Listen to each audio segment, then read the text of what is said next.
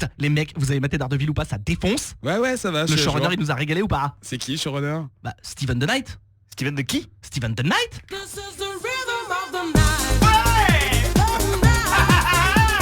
Yeah, tu nous as régalé, Steven.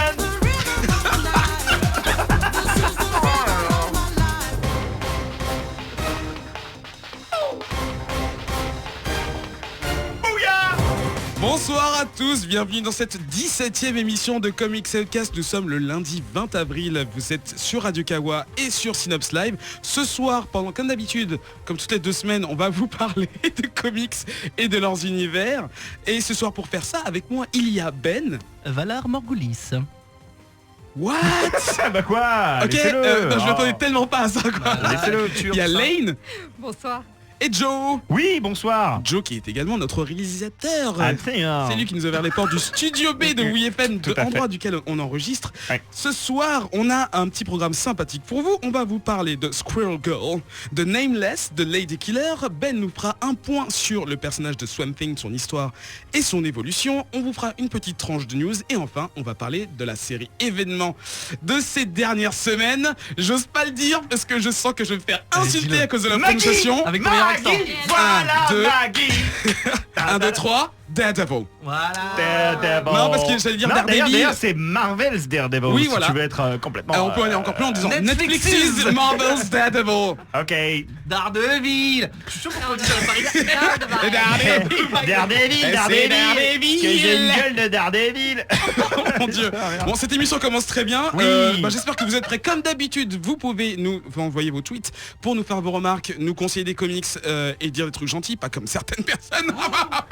Oui, non, il n'y a pas de name drop. Moi, j'aime qu'on me passe mal. Voilà. Dites-nous des trucs méchants. Arrêtez. Comme d'habitude, je vais Comme lancer l'émission. d'habitude. Je ne savais pas quoi dire, donc c'est ce que je vais dire. Comics Outcast numéro 17. C'est parti. Oh yeah.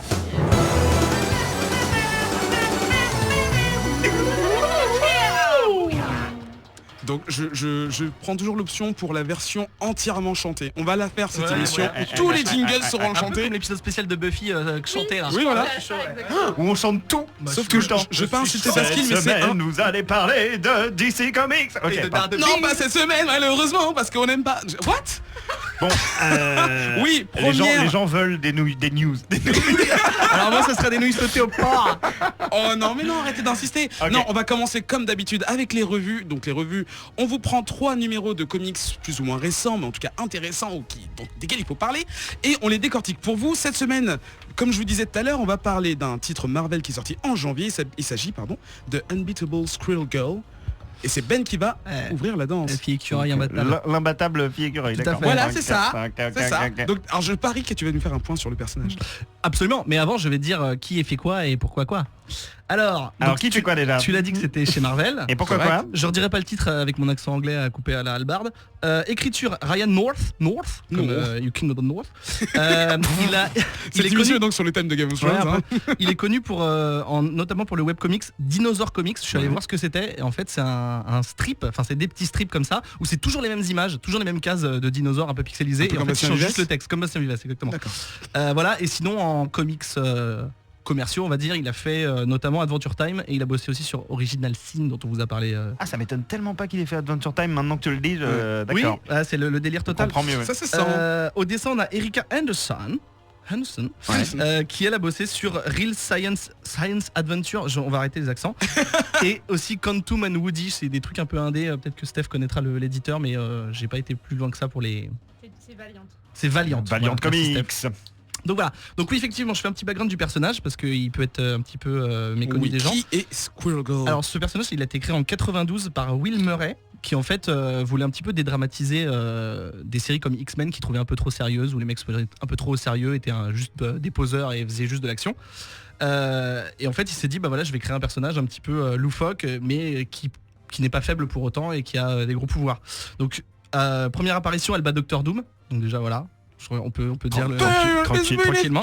Et dans son panel de victoire, elle a aussi battu Wolverine, Deadpool et même Thanos. Voilà, J'expliquerai pas comment parce que je ne le sais Elle a pas. mis une tannée à Thanos quoi. Oh là là. Putain. Et alors, petit détail autre pour finir ma présentation du personnage, elle a fait partie des Vengeurs des Grands Lacs.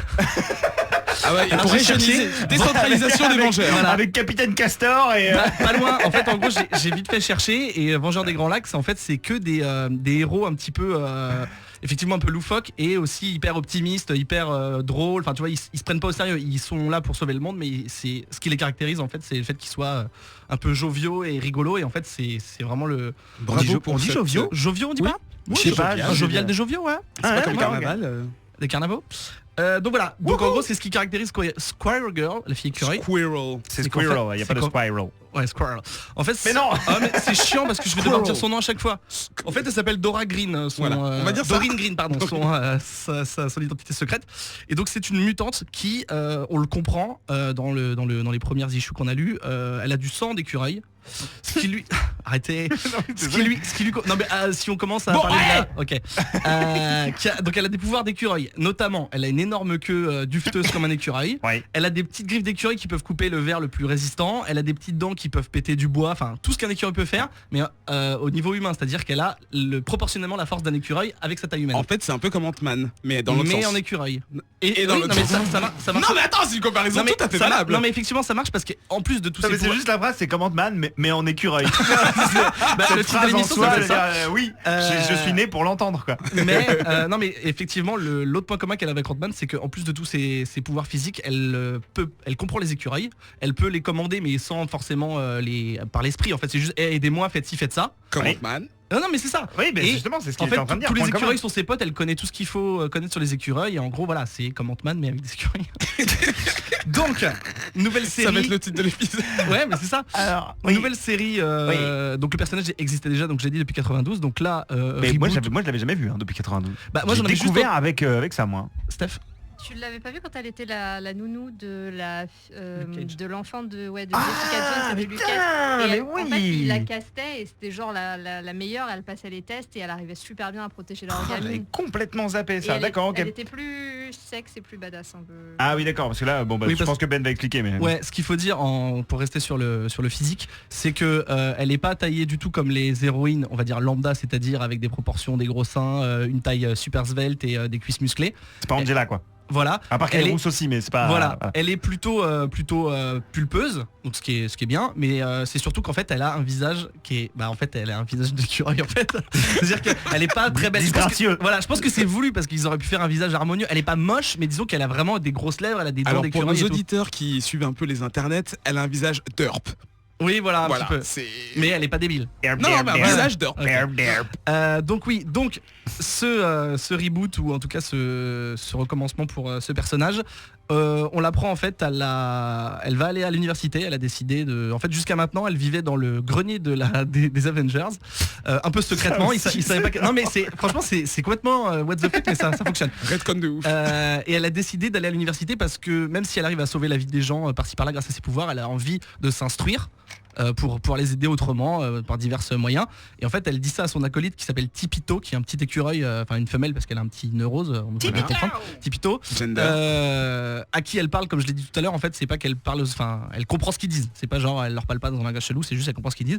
Et du coup elle lui dit voilà j'ai envie d'aider les gens donc je vais m'inscrire à l'université. Donc c'est ce qu'elle fait, elle va à l'université, un peu comme, enfin c'est un peu, au début je me suis dit c'est un peu un comics comme chez Hulk où tu sais on suit la vie de tous la les personne, ça va être jours, chiant oui, et tout. ouais. Et en fait c'est pas chiant parce que c'est toujours ponctué par des petites vannes, des petits trucs rigolos, elle rencontre des personnages, bon je spoil pas mais en gros le gros arc c'est qu'elle va à l'université, elle rencontre des garçons, elle rencontre sa colocataire, enfin sa roommate, oui colocataire, qui va devenir sa pote, etc. En gros au début tu te dis c'est un peu pourri, mais il y a des menaces qui arrivent, notamment la première menace c'est le chasseur, Ah oui, putain. Craven, le dès le début, chasseur. par Dès la le début. menace. voilà, qu'elle arrive à battre, je dis pas comment parce Cette que c'est rigolo. rencontre improbable. Ouais mais c'est cool. Oui, Franchement, c'est rigolo. En fait au début mais tu- juste pas ce qu'il fout là. Oui mais voilà mais si, c'est expliqué mais au début tu te dis en fait à chaque fois qu'elle rencontre un ennemi que tu connais d'avant tu dis mais non mais ok les gars qu'est-ce que vous allez foutre et en fait elle le bat entre guillemets parce que pas forcément physiquement mais elle arrive à le vaincre Ouais. par un certain moyen et tu dis bah ouais mais en fait ouais carrément ça Ça fonctionne. marche. C'est ça qui est dingue et donc tout ça pour dire que c'est c'est basique en termes de storyline, mais par contre c'est drôle parce que un peu à la Deadpool, Zef va me taper si je Non, compare non, ça, je mais suis complètement d'accord voilà, avec toi. c'est-à-dire qu'elle a, en fait, en plus, elle arrête pas de le citer, notamment Grosse parce que référence à Deadpool, dans son escarcelle, elle a des petites cartes comme des cartes Magic Elle a de des chaque trading vilain, cards, ouais. de chaque vilain de Marvel en disant ok, qu'est-ce qu'il a dit Deadpool sur ce truc, et donc là tu vois des vannes de Deadpool et c'est hyper drôle. Je veux juste signaler un petit truc aussi pour les gens qui vont découvrir le truc. Moi je l'ai découvert après, donc je me suis tout retapé depuis le début, mais en bas de chaque page, Voilà, j'allais tout dire. en bas de chaque page, il y a un tout mini texte Ouais. qui est même pas écrit en noir, Au en début, plus, en qui jaune, se voit que sur le tu blanc. vois pas, bah, en écrit jaune sur blanc, marron, un peu ou comme les orange sur écureuils. blanc, qui commente ce qui s'est passé dans la page que tu viens de lire, et faut pas le louper parce que ça rajoute un peu au charme Exactement. du truc. Genre quand elle va parler de quelqu'un, elle va te dire une phrase et en fait en bas elle va écrire non, en fait j'ai pas du tout dit ça, mais bon j'ai dit ça pour le faire plaisir. Enfin que des trucs comme ça méta, un C'est peu à la des Deadpool. bulles quoi, c'est des bulles Exactement. extérieures. Ouais. Voilà. Et donc voilà, et donc là j'ai lu les 3 premiers numéros. Au bout d'un moment il y a Galactus qui arrive, donc je Voilà, tiens what à the le dire fuck. parce que c'est complètement what the fuck, c'est un des plus Bah, c'est puissants. un peu pour ça que je l'ai mis dans la liste des comics à traiter, parce que je me suis dit attends, Squirrel Girl contre Galactus, what? Mais je trouve ça génial d'avoir un perso qui paraît débile et ridicule et qui en fait arrive à battre les plus Ouais, qui gros, paye vraiment les pas de méchants, les mine, plus puissants. ouais, Voilà, contre exactement. un dieu quoi. Donc voilà, et enfin il y a toutes les 3 cases, il y a un truc qui me fait sourire, pas rire aux éclats, mais ça me fait sourire.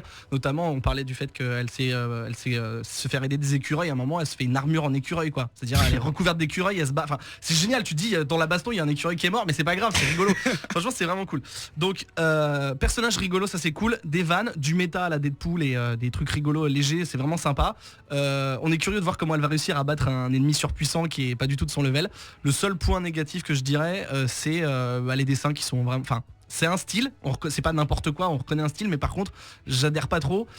Pour les personnages de tous les jours ça va, mais dès qu'il y a un ennemi qu'on connaît du style Galactus, il est un peu fait, pas ridiculement, mais du coup il est fait à la va-vite et du coup il perd sa stature et son charisme. ouais. Voilà. Mais sinon je continue à lire parce que je veux voir au moins comment elle va défoncer Galactus. Parce qu'elle va le défoncer en plus, Bah, c'est c'est sûr. sûr, forcément. c'est sûr. Elle a défoncé Thanos. Hein. Lane, qu'en as-tu pensé? Et ne sois pas trop méchante. Merde. Je savais que j'allais être méchante déjà. Non, je vais être méchante. En fait, donc déjà moi Marvel, ça fait un peu longtemps que j'ai lâché parce que je trouve que ce qu'ils proposent c'est pas top, sauf certaines séries. Là, ça avait tout pour me plaire sur le papier. C'est une meuf, elle est badass, elle sauve le monde avec une cuillère. C'est un peu MacGyver, quoi. J'aime beaucoup. Mais en fait, les deux, en fait, la dessinatrice et le scénariste, ils ont bossé sur Adventure Time et sur Marceline and the Scream Queen, qui est un dérivé d'Adventure Time aussi. Et ça se ressent un peu dans les couleurs, dans la façon dont c'est, et j'arrive pas à rentrer dedans, en fait. À cause de ça.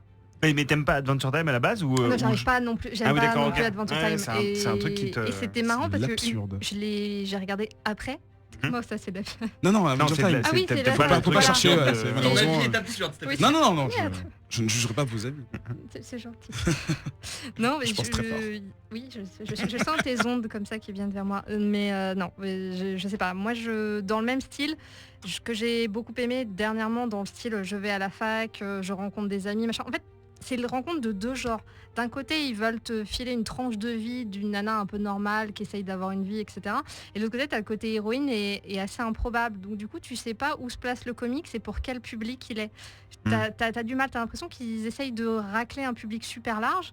Et en fait, je pense que tu dois pas être dans la bonne tranche parce que dans le même style, j'ai préféré Giant Days chez Boom, qui est aussi 3 nanas qui arrivent à l'université et qui font leur vie. Et je trouvais que c'était plus perso, quoi. Je pense que c'est un tout public, c'est genre t'es au chiottes et il y a un comics par terre, tu te dis c'est quoi, tu regardes, tu te marres et c'est fini. Enfin, Tu fais c'est caca et puis c'est Voilà. ça, c'est Non, mais terminé. genre, je pense que le public c'est juste rigoler. Quoi, passer j'ai pas un- dit de gros mots. Non, passer non, un j'ai rien bon dit. moment, Bah j'ai rien alors. dit. passer un bon moment et Des voilà. gros Enfin, jeux. ça paie pas de mine en fait. Ouais, il y a une telle, il y a tellement de publications en ce moment. Donc en fait, comme vous le savez, moi pour le boulot, je lis tout, hein, voilà. Et donc du coup, il y a des trucs que je survole vite fait parce que il faut que je sache de quoi ça parle pour en parler aux gens. Et il y a des trucs vraiment que je vais lire page à page et que je vais prendre du plaisir à lire et qui peut-être même je vais relire plus tard. Et clairement, ça va être le comics que je vais survoler et qui va être peut-être fun et tout, mais qui va pas me rester plus que ça. Tu vois, j'ai besoin de trucs un peu plus cool. Ok. Joe Alors, c'est bizarre parce que j'ai trouvé ça plutôt cool, Mais je saurais pas trop dire pourquoi, c'est étrange. Je me rapproche assez de Ben quand il dresse un parallèle un peu avec Deadpool, c'est-à-dire que j'ai l'impression que c'est une sorte de négatif de Deadpool. C'est-à-dire qu'il y a un peu le même type de ressort comique avec des digressions du héros, enfin là en l'occurrence de l'héroïne, qui sortent du cadre de l'histoire et des cases qu'on est en train de lire. Mais c'est une meuf et elle est beaucoup plus beaucoup plus luminaire, non, solaire que Deadpool, on va dire. Voilà. Donc c'est un peu le négatif de Deadpool et ça m'a assez surpris tout d'abord et ça m'a plu. En fait, je me suis assez attaché au personnage. J'ai trouvé très vite assez rigolote, assez marrante.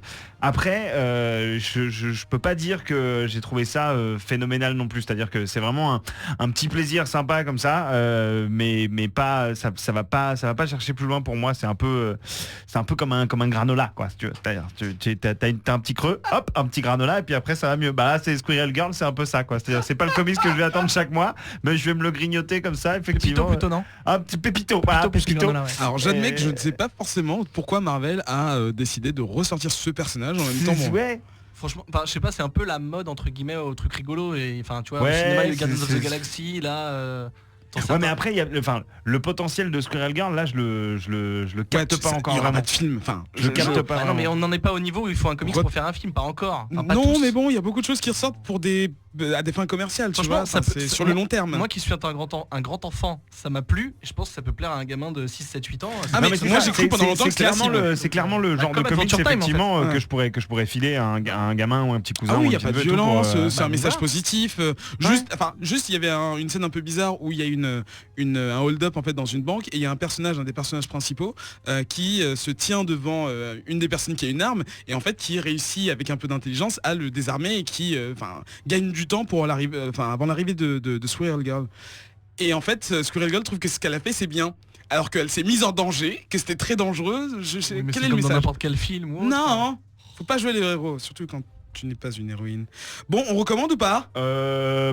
Pour les petits ou si vous avez du temps ou si vous Si vous le trouvez dans les shots de chez quelqu'un, Ouais, voilà, chez le j'avoue, médecin, en attendant. Non mais Non, mais essayez avec le premier et puis voilà. ouais, parce que franchement c'est pas, en plus ça se lit vite et tout, c'est rigolo. Moi j'ai trouvé ça rigolo, voilà, c'est pas fou mais c'est rigolo. Bah ce jour ça va, ils en ont sorti 4 si je me trompe pas, donc vous pouvez découvrir ça comme vous voulez, en ligne ou physiquement dans les librairies. On va passer à la deuxième revue, c'est Joe qui veut nous en parler, il s'agit de putain. Nameless, Alors de donc Grant Morrison, on change publié en février complètement 2015 on change d'univers là. Alors Grant Morrison. chez Image Comics. Exactement. Pour moi, un nouveau titre qui confirme la grande forme de Image Comics actuellement. On en a parlé, on a fait une émission spéciale dessus, mais c'est vrai qu'en ce moment, on trouve plein de trucs cool chez eux, dont je pense que je vous en parlerai bientôt d'ailleurs, parce que le deuxième numéro vient de sortir, Chrononauts, la nouvelle série de Mark Millar qui commence plutôt pas mal, je trouve. Je m'attendais pas grand chose, ça commence bien. Bon, bref, il se passe plein de trucs cool chez Image. Et donc Grant Morrison qui en ce moment allait un petit peu partout, puisque chez DC il mène de front le Multiversity, ouais. qui part complètement dans tous les sens. Même moi je commence à m'y perdre un petit peu, mais bon, c'est toujours aussi jouissif même si je comprends pas tout. Et qui vient de donc commencer cette série Nameless chez Image, qui d'une certaine manière, même s'il n'y a pas de super-héros, même s'il n'y a pas de...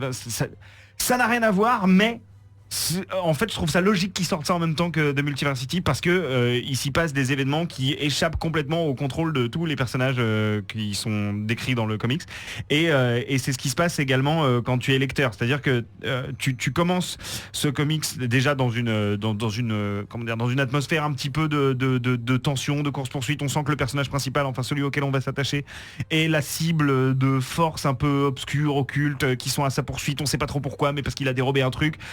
Finalement, il est sauvé par une organisation secrète qui l'emmène sur la Lune pour on ne sait pas trop quoi, pour une opération secrète. Et en fait, on s'aperçoit qu'ils ont découvert une clé qui leur permet d'ouvrir quoi, la porte vers une ville intergalactique dans laquelle pour l'instant on ne voit rien, mais dans laquelle on se doute qu'il doit y avoir soit des anciens dieux, des trucs un peu Lovecraftiens ou des titans, on sait pas. Mais bref, ils sont allés explorer un endroit qu'ils ne devraient certainement pas explorer. Lui, ce personnage principal qu'on suit depuis le début, c'est le seul qui est, c'est pas le scientifique de la bande, parce que donc il se retrouve comme dans beaucoup de comics de ce genre-là, donc intégré dans un groupe où il y a le mec qui est il y a le badass de l'armée, il y a la fille à papa, il y a chaque stéréotype et lui c'est l'ésotérique en fait, c'est le mec qui est capable de comprendre les langages anciens, de comprendre la signification des symboles runiques et tout ça. Donc c'est un peu le mec que tout le monde prend pour le fou de service, le savant fou,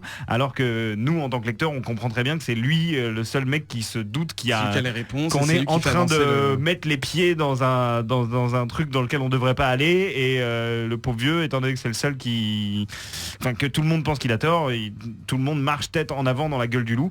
Et je ne vous spoil rien parce que pour l'instant à la fin du numéro 3 on sait pas encore exactement quel type de menace va s'attaquer à tout ce petit monde, mais on se doute bien à l'arrivée de la fin du 3e épisode que c'est quand même un peu la grosse merde et que des lendemains malheureux attendent la race humaine a priori. Sauf que comme c'est Grant Morrison, tout n'est pas aussi simple que je suis en train de vous dire, parce qu'on pourrait tout simplement penser que c'est un récit à la Alien, c'est-à-dire des mecs qui s'aventurent dans un endroit méconnu et qui vont se confronter à des menaces extraterrestres. Sauf que, donc comme c'est Grant Morrison, il y a plein de sous-textes dans tous les sens, il y a plein de symboles qui sont tirés de la culture ésotérique qui pour l'instant m'échappe complètement, mais comme c'est Grant Morrison je vais faire le travail de chercher, mais j'ai pas eu le temps avant cette émission ce soir, donc je suis encore en train de déchiffrer le truc. Et c'est ce que j'aime chez Grant Morrison et c'est ce que j'aime généralement dans les comics qu'il écrit, sauf quand il s'attaque à des trucs genre Batman, et même dans son run de Batman, il y a des trucs que j'ai pas encore tout compris. Mais c'est que c'est des comic books que tu peux très bien lire au premier degré et voir l'histoire que je viens de vous décrire, mais que tu peux aussi te prendre la tête à déchiffrer pour capter les sens et les sous-textes cachés. Et ça en devient passionnant. Limite au point où je me demande, peut-être que je suis en train de fantasmer complètement, mais j'ai l'impression qu'il y a un rapport entre ça et Multiversity. Peut-être que je me trompe. Alors je suis pas les deux, donc je pourrais pas dire. J'ai l'impression de déceler un truc, peut-être que je me cours complètement. Oui, non mais j'ai l'impression qu'il y a je sais pas, je me demande si ça va pas se recouper à un moment, alors que c'est impossible puisque Multiversity chez ses décès et que là on est chez Image. Convergence en fait, c'est que Image va racheter DC. J'en sais rien, mais en même temps Grant Morrison c'est toujours un peu comme Alan Moore, amusé à glisser des références à d'autres trucs de son œuvre dans des trucs qu'il a fait ailleurs, donc ce serait pas complètement impossible, mais en soi en l'état les 3 premiers numéros c'est de la science-fiction apocalyptique, c'est un peu pulp parce que on a effectivement le groupe de personnages, chacun bien identifié, le héros, le personnage principal est un petit peu badass, enfin il a un franc-parler, on se demande s'il est pas écossais, ou enfin c'est un mec qui a parfois des manières de s'exprimer un peu à la Constantine, très humour noir, à froid. Donc ça m'a beaucoup plu, et en plus de ça, et je vais terminer là-dessus parce que sinon je vais parler pendant 107 ans, c'est Chris Burnham au dessin, qu'on a beaucoup vu collaborer avec Grant Morrison, entre autres sur Batman et Robin, je sais plus sur quel comics il a bossé avec lui, mais c'est un mec qui a un trait qui se rapproche un petit peu de celui de Frank Whiteley, si vous aimez bien. Ça ressemble un petit peu à celui qui fait Manhattan Project. Enfin, le trait, un peu, j'ai l'impression. Alors, un peu granuleux comme oui, ça. un peu, voilà, c'est un mélange entre le mec de Manhattan Project et en fait c'est du Frank Whiteley un peu plus crado. Et c'est vraiment très cool. Voilà, ça m'a plu, je vous le recommande. Endless, on en est au numéro 3 et c'est chez Image Comics. Nameless, pardon. T'as dit quoi, Endless? Oui, j'ai dit Endless, mais j'arrête pas de dire Endless, je sais pas pourquoi. Peut-être que c'est parce que j'ai trouvé un sens caché à l'intérieur du comics qui me donne envie de l'appeler Endless au lieu de Nameless, et que c'est ce que veut Grant Morrison, c'est ce que je me dis en tout cas. Wow. Je laisse la parole à mes collègues qui en ont certainement pensé des choses également. En l'occurrence Ben. Ouais, bien. Voilà. non, mais en fait, Joe a un peu tout dit. En fait, je vais commencer par parler de mon appréhension, et qui est aussi le seul truc négatif, le seul truc que je reproche à ce comics, c'est qu'en fait, Joe en a parlé au tout début, on est submergé par les informations. C'est-à-dire qu'on est dans une espèce de rêve, et on est baigne dans l'ésotérique, comme a dit Joe, il va récupérer une clé, donc il a des gens à ses trousses. Et en fait, c'est peut-être moi qui ai eu ce mauvais réflexe, mais j'ai essayé de tout retenir, de me dire ok, ça, ce nom là il faut que je me retienne, parce que et du coup c'était imbitable au départ. Je me suis dit putain, ça va être chiant à lire si chaque planche est comme ça, je vais même pas prendre de plaisir parce qu'il y a trop d'informations. Et en fait effectivement c'était juste le départ pour partir un petit peu en trombe comme ça, comme une scène d'intro d'un film où ça part pour te perdre dès le début. Voilà, je pense, le but c'est de te mettre dans un état où t'es là, mais qu'est-ce qui se passe, un peu comme Black Science de Remender, où genre, au début il est déjà en train de s'échapper. Il y a trop de trucs. Ouais, donc, voilà, quoi. Genre il est en train de courir, mourir, après il se réveille, en fait c'était un rêve, mais en fait il est pas encore dans un rêve, enfin c'était un briquet, bon c'est assez ouf. Et bon effectivement quand la team, enfin quand l'entreprise, l'organisation secrète le chope, effectivement là ça commence à se clarifier, effectivement voilà. Donc j'ai kiffé, je me suis dit encore un truc dans l'espace c'est chiant, encore un truc à la Constantine. Comment tu peux dire un truc dans l'espace c'est chiant? C'est pas ça, dans le sens où il y en a plein en ce moment, je finis ma phrase. Tant mieux. Encore un truc à la Constantine avec des magiciens, des trucs, des sorcières et tout, c'est chiant, mais le mélange des deux et l'écriture fait que ça fonctionne très bien. Ouais. Notamment juste graphiquement, quand tu vois les combinaisons des astronautes avec des glyphes et des trucs ésotériques dessus, Mais oui, ça défonce. T'as trop envie d'avoir les jouets, n'est-ce pas Joe? Ah oui. Oh, putain, Donc voilà, oui. donc le mélange fonctionne super bien et je me suis vraiment pris au jeu et j'ai vraiment envie de voir ce qui va se passer. Je suis dedans et ça fonctionne très bien. Alors ça va parler aux fans, je vais faire comme Jeff dans Survivor. Lane t'a shaké la tête comme une malade pendant que Ben parlait. Tu voulais dire quelque chose? Alors on t'écoute. Non mais c'est marrant parce que quand il dit oui les sorcières, les magiciens, machin et tout, et moi il y a clairement, quand je l'ai lu, il y a clairement un côté Constantine effectivement, et donc j'achète forcément. Comme je disais, rien que le personnage principal, la Oui, manière dont il s'exprime, il a un côté Constantine oui, quoi. clairement, Enfin, et puis il a la même nonchalance un peu. Ah oui, ça me fait penser, Ben. je voulais juste rajouter qu'en fait ce qui est cool aussi c'est que on l'entend penser, genre il se retrouve devant un problème et dit ok ça veut dire ça, donc ça veut dire ça, le démon de machin c'est lui, donc ça veut dire... Enfin tu sais en fait on le voit réfléchir et c'est hyper cool. On voit son fil de son De stream pensée. of consciousness. Exactement. Voilà. Moyen naturel facile. Vas-y, Lane, termine. Donc oui, donc Nameless, moi déjà rien qu'en voyant l'équipe j'ai acheté, forcément, parce que j'aime beaucoup Grant Morrison. Moi depuis Flex Mentalo et puis tout ce qu'il a fait Flex sur Mentalo.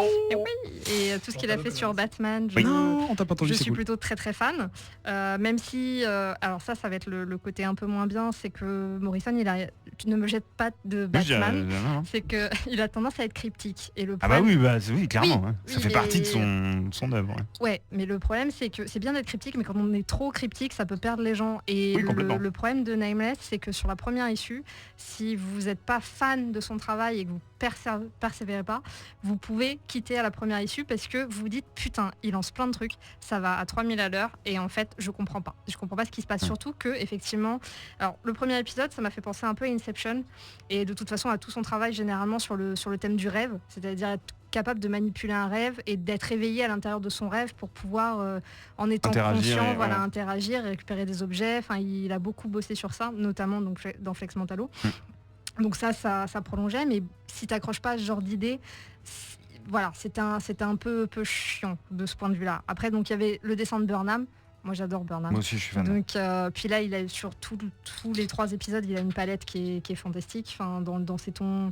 En fait moi je trouve qu'au fur et à mesure des épisodes ils font monter l'angoisse à la fois par le scénario et par les couleurs. Ouais. T'as une espèce, tu te sens pris à la gorge en fait, tu sens que ça va partir en couille, qu'il va leur arriver des trucs. Et quand t'as parlé d'Alien, j'étais totalement d'accord. Parce que moi je trouve qu'il y a cette atmosphère asphyxiante en fait où tu te dis putain les mecs vous êtes tous vous faire buter. Enfin, forcément Et il va vous que arriver tu des identifies au seul mec qui dit mais en fait on ne devrait pas faire ça, mais il C'est ça, ouais. et tout le monde est là, mais si allons-y c'est cool. Et ce qui est génial, c'est qu'il y a, comme tu disais, il y a 1 million de références à la mythologie. Par exemple, quand il parle de Xibalba, quand il parle du langage des anges, de ce qui s'est passé, parce qu'au final, ce qu'on suit, c'est qu'il y a un météorite qui se dirige vers la Terre et qu'en fait, ça serait un reste d'une cité pendant la guerre entre les anges, voilà, avec Dieu, tout ça. Et donc, c'est vraiment Ça sympa. va loin. Ouais, ça va Ça va très loin, mais effectivement, comme je disais, il faut... Mais Morrison va loin déjà, même dans sa vie privée. Si Oui, tu oui, veux. Donc bon. Mais il faut avoir une certaine connaissance parce que ça t'aide vraiment à rentrer dans le comics et Ouais. une fois que tu as compris ces références-là, tu es à fond parce que tu te dis, donc dans le 3e, sans spoiler, ils ouvrent une porte, ils s'apprêtent à descendre dans un truc et ça commence déjà à partir grave en couille et en comprenant les références, tu te dis putain, ils font la pire erreur de leur vie quoi. Ben Et oui. t'as juste envie de lire le cadre. Non, ils font pas la pire erreur de leur vie, ils font la pire erreur de l'humanité. Oui, c'est entière. un petit peu ça. c'est Ah, que- on fait une connerie pour tout le reste de la planète, hein, vous Voilà. inquiétez pas, tout va bien. Recommandation? Ah, Bah, oui, Ouais, oui. total. Ouais, absolument. Total, mais comme le disait justement Ben, enfin Ben l'a vécu et Steph le disait, accrochez-vous quoi. Enfin, c'est-à-dire que allez-y à vos risques et périls, n'est-ce pas? Ouais, puis en plus, même si j'ai dit que c'était imbitable au départ, en fait, c'est-à-dire en 3 numéros, l'intrigue se met en place, il y a déjà des twists. Ouais, c'est ça. Et c'est hyper rapide en fait. Non, mais ce que je voulais dire, c'est qu'on vous le conseille, mais sachez que vous allez arriver dans un truc où effectivement au départ ça va vite, c'est un peu cryptique, il faut vous accrocher. N'hésitez pas à aller sur internet pour chercher 2-3 refs, ça vous fera pas de mal. Et ensuite vous allez kiffer, c'est sûr et certain. Alors on va redescendre un petit peu sur terre dans un truc un peu plus réaliste. Oh là là, les transitions de ce mec aujourd'hui, c'est Ouais, en fait j'aurais dû faire dans l'autre sens, mais c'est pas très très beau. Hein. Non, c'est pas mal. On va parler, et c'est Steph, Lane, Alors ce soir j'ai une espèce de dédoublement de personnalité, ce soit Steph, soit Lane en fonction des... T'as qu'à assumer. Alors, mais ça j'assume fait d'être rêver les gens, complètement t'inquiète pas. Je suis deux. on va parler, Okay. ouais, il y en a une qui parle près du micro et l'autre qui... C'est ça Ouais. On va parler d'une série de chez Dark Horse qui s'appelle Lady Killer. J'ai kiffé. Donc écrite par Joel Jones, je sais pas si vous dire Joel Jones ou Joel et Jamie Etheridge dont on a entendu parler il y a pas très très longtemps. Oui, effectivement, dans la Double Life of Miranda Turner. C'est ça. Ah, exact. Petit clin d'œil à Lux qui était avec nous ce soir. Oui, parce que Lucille et Charlie ils sont dans le studio ce soir. Bon, t'écoutes. Donc oui, c'est une série donc, de Dark Horse, comme tu as dit, qui est sortie le 7 janvier, qui est une mini-série en fait en 5. Et j'ai trop envie de faire la fin, c'est la semaine prochaine. Ouais. J'en peux plus. Et donc on connaît l'artiste parce moi je la connais parce qu'elle a bossé sur Brides of Elheim, qui était une série de chez Boom aussi et qui était vraiment très très bien. Non, d'ailleurs j'ai fait une faute, qui était une série de chez Onipress, My Bad. Et donc c'est comment vous présentez cette série. La première fois que je l'ai vue, en fait, j'ai juste vu la couverture qui devait sortir avec cette espèce de nana rétro. Merci Ben.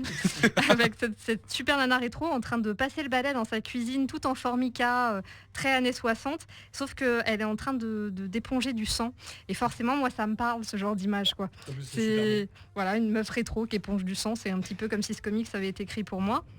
Donc de quoi ça parle? Donc en fait on suit le personnage de Josie Schuler, qui est une mère au foyer idéale des années 60. Elle cuisine, donc elle vend des cosmétiques, elle prend soin de son gentil mari, de ses 2 adorables jumelles et de sa belle-mère acariâtre qui la déteste et qui parle en allemand pour pas qu'elle comprenne. Donc là déjà au début t'as l'impression d'être dans un Disney là. Oui, t'as l'impression que tu vas avoir des petits oiseaux qui arrivent et qui l'aident à faire la lessive et tout, parce que c'est vraiment la femme accomplie des années 60. Seulement quand son mari est pas là et donc elle n'a rien à faire, et bien en fait elle est tueuse à gages pour une mystérieuse agence. Et ça c'est juste trop badass. Voilà. Donc ça c'était le plot de départ. Donc j'ai pas envie de trop vous en dire parce que il se passe énormément de choses dans cette série. Ça va très vite. Voilà. Vu que c'est que 5 épisodes, il y a des spoilers partout quoi. Chaque numéro va à une vitesse de malade. Il se passe des trucs tout le temps. Il y a des rebondissements. Je suis très contente que cette série soit chez Dark Horse et qu'ils diversifient vraiment leur offre, parce que pendant longtemps Dark Horse ils ont été associés uniquement au fait de sortir les comics Star Wars ou des comics de Hellboy. Ouais. Et récemment, comme ils peuvent plus compter sur les licences Star Wars, c'est pas mal. On va devoir créer des choses. Oh là là. On va devoir découvrir des gens qui font des comics. C'est dommage. Non, et ils essayent vraiment d'aller chercher ailleurs, de proposer des choses différentes. Et cette série, c'est un peu Mad Men rencontre Dexter. C'est très joli. C'est très très joli. Exactement ça. C'est très très joli. J'allais le dire tout à l'heure. J'ai écrit Dexter sur ma feuille.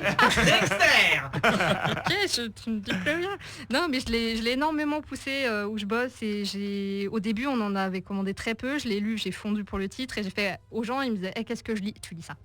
Non mais tu lis ça, c'est parce qu'en plus on n'en a pas parlé, mais les couleurs sont faites par Laura Allred.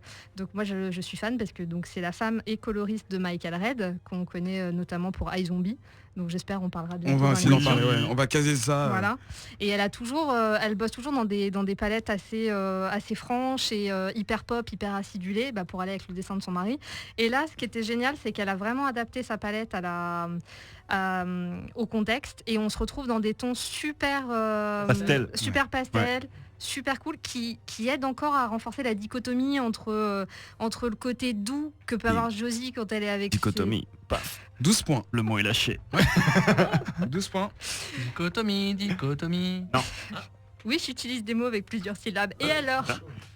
Et donc entre ce côté super doux que peut avoir Josie quand elle est avec son mari, avec sa famille et tout ça, et ce côté mais super pas cruelle, mais elle a un job, elle le fait, elle est super efficace en tant qu'assassin. Elle est très fière surtout, elle aime bien Ouais. son travail, elle aime bien. Oui, elle aime bien son travail, elle le fait bien et on sait pas au début, voilà, je vais vous parler que du 1 comme ça je vous spoil rien. On sait pas pourquoi elle fait, pour qui elle bosse. On rencontre juste son agent de liaison qui est Mr. Peck, qui est un mec assez détestable d'entrée de jeu parce que c'est le genre. Ouais, t'as quand même envie de le baiser. Ah, il fait blague de cul sur blague de cul. Son nom bon. de famille c'est Citron, bah. Et quand même- Non, Oh, allez. non. Non, oui, il est beau gosse, mais c'est clair. Enfin, il sait qu'il est beau gosse, il en joue Il en joue et beaucoup, il ouais. lance toujours des petits trucs à Josie. Enfin, il est tout le temps en train de la taquiner un peu. Il vient même la relancer jusqu'à chez elle pour qu'elle fasse une mission. Genre, allez, viens, on va faire une mission et tout ça. Et on comprend pas comment une nana aussi mignonne, machin, parfaite mère au foyer, s'est retrouvée là-dedans. Donc, en fait, dès le début. Tu lis le 1, t'as envie de lire le 2, tu lis le 2, il se passe un truc de ouf, tu lis le 3, et en fait tu te rends compte, et le seul truc que je trouve à reprocher, c'est que ça soit une mini-série. Ouais, c'est une série donc en 5 épisodes. hein. Ouais, c'est Ouais. super court. Et à alors mon avis, que- quand les 5 épisodes seront là, le tout, ça se lit en une demi-heure, je pense. Ah oui, c'est mais méga tu le bien. dévores, je C'est- pense, c'est- ouais. Sauf si comme moi tu restes sur une case pendant 10 minutes parce que c'est trop beau. Oui, effectivement, il y a ça, mais je veux dire, ça file à la vitesse de la lumière, quoi. Ouais, c'est ça. Et en plus, c'est hyper bien fait dans le sens où elles ont choisi de placer donc l'action dans les années 50-60 à peu près. Et quand tu regardes les pages, quand tu relis, tu te rends compte que même les décors, les arrière-plans, les fringues, les trucs, c'est pas juste on va faire genre on est à cette époque-là. Je sais pas si elles ont fait un travail de recherche poussé, mais c'est super, enfin vraiment c'est super respecté. Il y a les voitures, il y a plein de poursuites en bagnole et tout ça. Et donc quand on regarde les voitures, on fait voilà, on a l'impression d'être transporté à l'époque et en même temps d'avoir, encore une fois, cette espèce de contraste entre ce côté idéalisé où les Américains parlent toujours des années 50, 60 comme une espèce d'âge d'or et en même temps, bah non, il y a quand même un côté cruel et il y avait quand même un côté vrai à ça. Et c'est ça que j'aime bien en fait. Je pense que ce comique est tout le temps en contraste et c'est hyper bien fait. Donc, Bah, le moi, lourd sexisme est bien présent, Ouais. le Ah, côté oui. commercial est bien présent. Voilà, c'est les arguments que j'avais. Ben, Moi j'ai déjà fait comprendre que j'avais adoré surtout les dessins. Vous commencez à savoir que moi c'est une couverture on qui est me fait ouvrir. d'accord sur des Ah, dessins. non mais là qui ne peut pas être d'accord sur ces dessins, enfin je veux dire je vais voir ce que la personne a fait autre que ça parce que c'est ce qui m'a choqué en premier, c'est comme disait Steph, cette couve, j'adore le trait, c'est vraiment soigné, il y a un style, un pur style, c'est vraiment cool. Comme d'habitude, je suis parti avec l'a priori de me dire putain, on a déjà vu des mères et des pères de foyer déguisés en tueurs. Steph a parlé de Dexter. Il me reste plus que Mr. and Mrs. Smith comme référence. Donc, C'est voilà. Real Mother aussi. Ah putain, quel film Gars, tellement c'est Real stylé. Mother. Donc En voilà. plus, donc- c'est ça, là on est exactement Ouais, là-dedans. effectivement. Ouais, Steph, vas-y. Désolée. Il y avait eu un comics aussi, mais qui était très mauvais sur une nana qui était mère de famille et tueuse en série. Si c'était le même mec qui a fait Boys. Je sais pas. Mais bon, si c'était Mais- nul, on s'en fout. Non mais voilà, c'était. Ouais, c'était Oui, pas oui, bien. c'est pas nouveau quoi. Comparaison, c'était Ouais, pas ouais, effectivement. Oui, d'accord. Et donc en fait, donc j'avais cet a priori. Ok, d'accord. Non, mais d'accord, j'ai compris effectivement. Mais non, c'est ce que j'étais en train de dire. Donc elle fait bien d'apporter de l'eau à main nue. Je t'appuie. Oui, tout à fait, appuie-moi. Donc j'avais cet a priori de merde et au final ça s'est estompé rapidement parce que les dessins et surtout toujours en restant dans le registre graphique, en plus du dessin, le découpage et si je peux appeler ça les angles de vue sont complètement dingues quand il y a des scènes d'action. Enfin c'est difficile à expliquer mais on a l'impression que c'est vraiment c'est comme si c'était filmé en fait, c'est-à-dire que tu as vraiment des angles de vue choisis Ouais, qui c'est servent hyper- l'action, en Le fait. cadrage est très Voilà, le cinématographique. cadrage, le fait que par exemple si elle est à cheval sur sa victime et qu'elle va lui mettre un coup de couteau, le zoom est sur la main qui tient le couteau avec une espèce de contre-plongée, enfin c'est vraiment bien foutu. Donc ça j'ai vraiment adoré. Et le deuxième truc qui m'a vraiment accroché, ça c'est plus au niveau de l'histoire, enfin en tout cas de l'écriture, c'est qu'en fait il y a peu de texte. Et il n'y a pas de blabla de merde, il n'y a pas besoin de 2 milliards de textes pour comprendre ce qui se passe. On comprend complètement l'histoire. Et en fait, limite, moi, il pourrait ne pas y avoir de texte, ça serait. Ça fonctionne trop bien en fait. On comprend tout ce qui se passe juste en regardant le dessin. Donc ça, ce qui veut pas dire que le texte n'est pas intéressant, mais en tout cas, j'ai vraiment apprécié le fait que ce soit pas des cases remplies de texte à chaque fois. Donc ça c'est cool. Et je voulais juste dire aussi que la case qui m'a le plus marqué dans les 3 premiers que j'ai lus, c'est en fait c'est un passage où en fait elle est en plein dîner, elle vient de faire à manger pour sa famille, donc comme on a dit, la femme au foyer, etc. Les gros clichés. Elle reçoit un appel pour un contrat et en gros elle dit ok très bien j'accepte et la case d'après elle fait alors qu'est-ce qu'on a à dîner avec un grand sourire et la case d'avant elle a vraiment une tête hyper sérieuse de tueuse et la d'après c'est la femme au foyer et je trouve que ça résume vraiment l'identité du truc, c'est vraiment cette dualité où tu te dis en fait elle passe de l'un à l'autre et enfin C'est génial, lisez-le, regardez-le et relisez-le. Joe, qu'en as-tu pensé? Ouais, alors ce que je trouve qui est vachement bien, c'est que c'est vraiment la rencontre entre Mad Men et Dexter. Si tu veux. Enfin, c'est dingue. Alors tu perds un point parce que ça a déjà été dit. Non mais effectivement, c'est tout à fait ce que je me suis dit. Bon, je suis pas trop fan de Dexter. Enfin, après la saison 3, j'ai lâché. Mais je suis très très fan de Mad Men et ça m'a fait plaisir de voir cet univers parce que mes saisons préférées de Mad Men, c'est les premières quand ça se passe vraiment dans les années 50 et 60 enfin 60. Et là, c'est un peu comme Ben, tout l'aspect visuel qui d'abord m'a complètement charmé avec ses couleurs pastel, effectivement, avec cette reproduction très fidèle, le plus fidèle possible de l'époque, avec ce contraste entre un personnage effectivement hyper bien sous tout rapport et qui finalement s'avère être une tueuse à gages. Donc je vais pas répéter ce qu'ont dit mes collègues très très bien, ça va vite, ça se lit très très bien. Je suis un peu dégoûté que ce soit bientôt fini effectivement, mais en même temps j'ai hâte parce que tout va... En fait, on n'arrête pas de dire que ça va vite, mais le truc aussi, sans spoiler, sur lequel on peut vous mettre dans la confidence, c'est que malgré tout, ce personnage principal, vous allez vous y attacher et vous allez pas vouloir qu'il lui arrive des trucs. Et en très peu de temps, il lui arrive plein de trucs. Et du coup, j'ai vraiment hâte de savoir comment ça va se terminer. Et je le recommande à tout le monde parce que c'est une lecture... Si vous lisez pas de comics habituellement, vous n'avez pas besoin de vous dire « Ah, je vais commencer une série et dans 3 ans, je serai encore en train de la lire. » Non, vous serez encore en train de la lire peut-être dans 3 heures si vous lisez très lentement. Mais après, vous aurez terminé. Et vous aurez vu un putain de bon épisode de série. Voilà. Lane? J'ai 2 petites infos. Donc du coup, au niveau de la publication, c'est assez rare qu'un titre chez Dark Horse ait le droit à des reprints. Et là, ça a été le cas pour tous les épisodes jusqu'à présent. Donc ça, c'est plutôt bon signe. Victime de son succès. Ouais, je pense qu'ils n'avaient pas prévu et je suis vraiment contente qu'ils aient fait l'effort à chaque fois de proposer des reprints et en plus avec des variantes pour les gens qui sont fans des couvertures un peu variantes. Ils ont fait l'effort de sortir des variantes de couleurs et tout. Donc ça, c'était plutôt cool. Avec d'autres dessinateurs aussi ou pas? Non, ou c'est toujours le... non, D'accord. non, c'est toujours... mais... Parce que ça, c'est vraiment genre... c'est con, mais j'y pense maintenant parce qu'il est chez Dark Horse aussi. Mais Eric Powell qui fait une couverture de ça, j'achète, je me pisse dessus. Complètement. Pour aucune raison. Totalement. Et l'autre petite news, ça c'est vraiment une exclue, je l'ai entendu hier. Exclu Comics Outcast. Exclu Comics Outcast. Ah, il me faudrait un jingle Breaking News. C'est que le titre, normalement... Pardon. Arrêtez. Prends celui de France Info, s'il te plaît. Vas-y. Non, Lane veut dire un truc intéressant. Jingle. Non, mais allez-y, parlez. Vas-y. Oh, allez-y, parlez. J'ai arrêté l'émission. Vas-y. C'est fini, il n'y a plus d'émission. C'est que le titre sortira en France en 2016. Oh, publié cher. D'accord. Chez Glénat. Gulena. Collé des Gulena. Lady Killer. Bon, on y va ou pas? Bah ouais, donc recommandation. Ah bah à fond. Ouais, total, ouais. à fond. Bah ça veut dire qu'on a fait quand même Attends, juste question 3 du sur coup, ça va 3. sortir en relié chez Glénat, je suppose. Ouais. Ok. Donc du 3 sur 3, pour une fois on a fait 3 Ah bonnes ouais, 3 séries. sur 3, on va dire. Ok. Pourquoi c'était noté sur 3. C'est cool. Eh bien, merci pour cette rubrique, merci à tous d'avoir réussi. Comics, comme d'habitude sur Twitter, vous réagissez pendant la diffusion ou alors pour nous faire des recommandations de comics ou juger celles dont on vous a parlé ce soir. Et on va tout de suite passer à la découverte de Ben.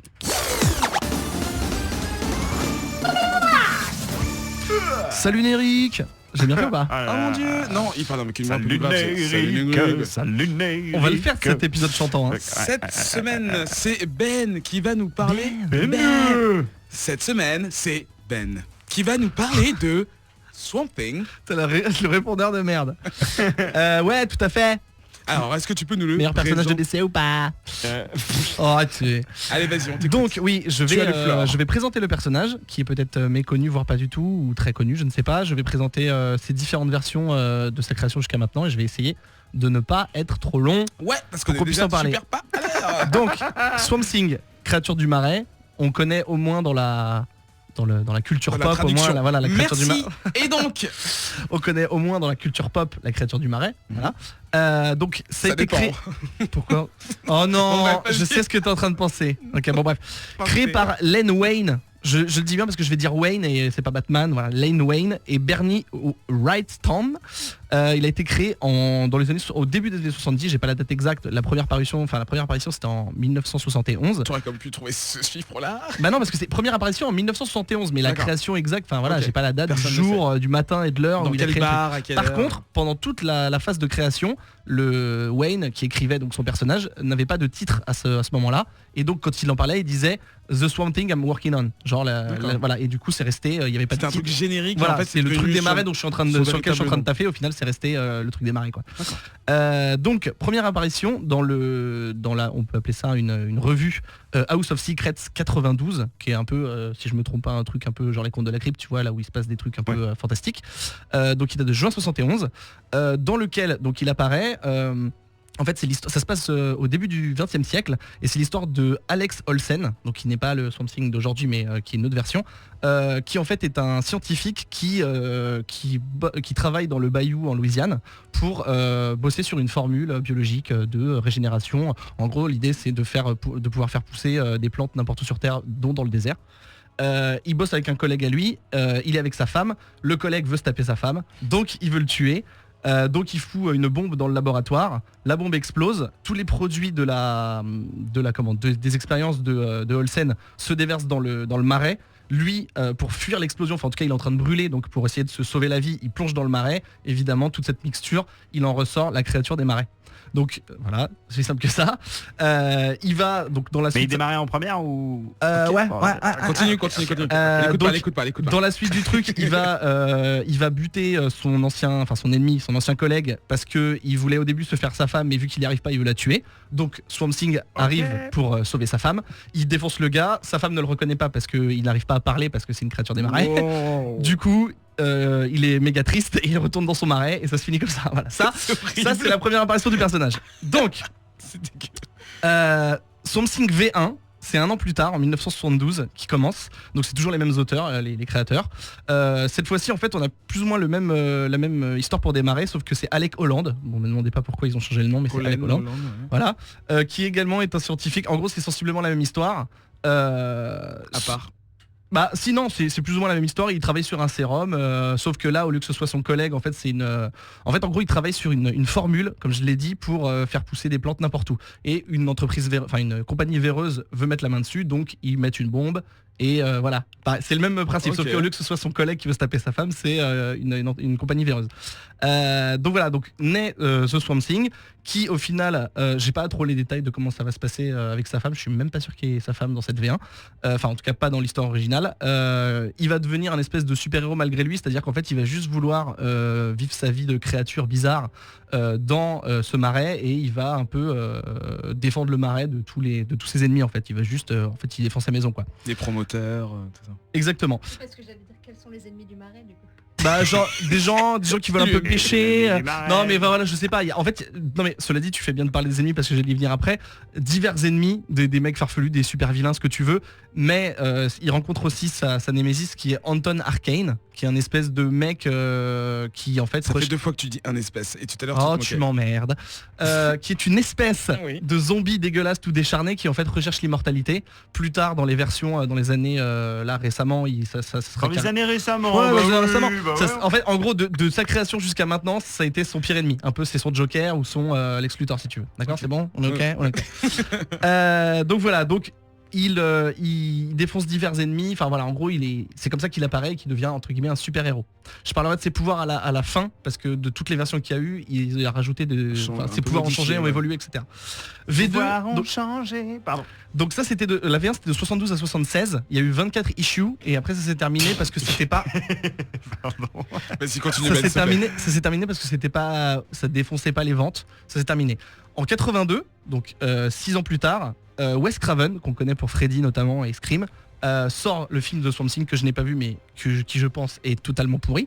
Mais il faudra que je le voie quand même. Franchement, C'est pop culture, bah. C'est juste que ça a méga vieilli. Non mais d'accord. C'est bon. hyper kitsch, mais Voilà. mais ça a essayé d'être fidèle enfin, vraiment en aux fait- comics d'origine, genre les Secret House of Secrets et tout. Ouais, genre. oui voilà, plutôt ça, parce que c'est quand même un mec avec de la mousse qu'il a acheté chez Truffaut. Ah quoi, bah donc oui, ça non, me mais oui. Donc Oui. V2. Rigoler, c'est une blague. Tu peux rigoler, Eric. Regarde. Je me retiens. V2, donc été 82, suite au film, ils ont envie de Ici, il est en train de mourir. Ils ont envie de surfer sur la sortie de ce film-là pour relancer la série, donc V2. C'est Martin Pasco et Dame Mishkin qui s'y collent. Dans ce truc qui va s'appeler Saga of the Swamp Thing, il y a une partie déjà, je crois que c'est dès le début, où en fait c'est un peu une transposition de ce qui se passe dans le film de Wes Craven. Voilà. Et ensuite ils ont cousu le héros dessus et pareil il avait des aventures avec des ennemis. Enfin en gros c'est sensiblement le même personnage, une créature des marais qui a des pouvoirs dont je parlerai à la fin, je l'ai redit. Mais j'ai là Anton Arcane, ça je l'ai dit. Car il y a un mais. Car il y a un mais, ça se casse la gueule de ouf, encore une fois. Et à l'issue 19, le scénariste en titre se fait dégager ou dégage pour différentes raisons et fait la place à Alan Moore. Et là, Qui game changer. voilà, parce qu'en général quand tu dis Swamp Thing, tu dis Alan Moore. Bon alors, il va avoir une backstory de ouf et il va... En fait en gros ce qu'il va faire c'est qu'il va garder ce qui lui plaît dans le personnage et il va changer quelques trucs. Dans l'histoire originale, je l'avais dit, c'est un humain qui plonge dans le marais, qui est infecté par des produits chimiques et il devient une espèce de créature un peu comme Flash qui se fait frapper par la foudre des produits chimiques, voilà, ce genre de truc. Mais Alan Moore, lui, ce qu'il va faire, c'est qu'il va dire ok les gars, moi j'ai pas envie que ce soit un humain qui est devenu une plante, en gros. J'ai envie en fait que, en fait, je vais dire comme si j'étais Alan Moore, tu vois, oui alors bonjour. En gros, moi ce que je veux... Ah merde, je connais pas sa gueule. En gros, ce qui va se passer, c'est que quand Alec Holland est mort... Putain, c'est compliqué. Ok. Ouais mais parce qu'en fait ça a plein d'implications. En gros lui ce qu'il veut dire c'est que quand Alec Holland est mort dans ce marais, ce qui a émergé, ce qui est sorti du marais, c'était un être avatar. élément. Voilà, ouais mais ça c'est encore après, c'est pour ça que je dis. Ouais, c'est un être élémentaire. Utiliser Avatar. Oui, hein, c'est un être élémentaire végétal qui a les souvenirs, les talents, les connaissances et tout ce qui caractérisait Alec Holland mais qui n'est pas Alec Holland. D'accord. Okay, il a des organes internes faits avec différentes humus et mousses et plantes et tout ce que tu veux, mais c'est pas un humain. Avec en fait, du houmous. Ouais, du houmous, ouais, avec des pois chiches. Ok mon gars. Et en fait c'est en gros il y a une phrase assez triste que j'ai notée d'ailleurs, que j'adore, je vais le dire avec mon accent anglais de merde, mais c'est ah bah non je l'ai traduit en français, je suis balèze. Donc c'est une plante qui croit être Alec Holland, qui fait de son mieux pour être Alec Holland mais qui n'est pas Alec Holland. En gros c'est, enfin j'ai trouvé déjà c'est clair, je trouve que ça défonce.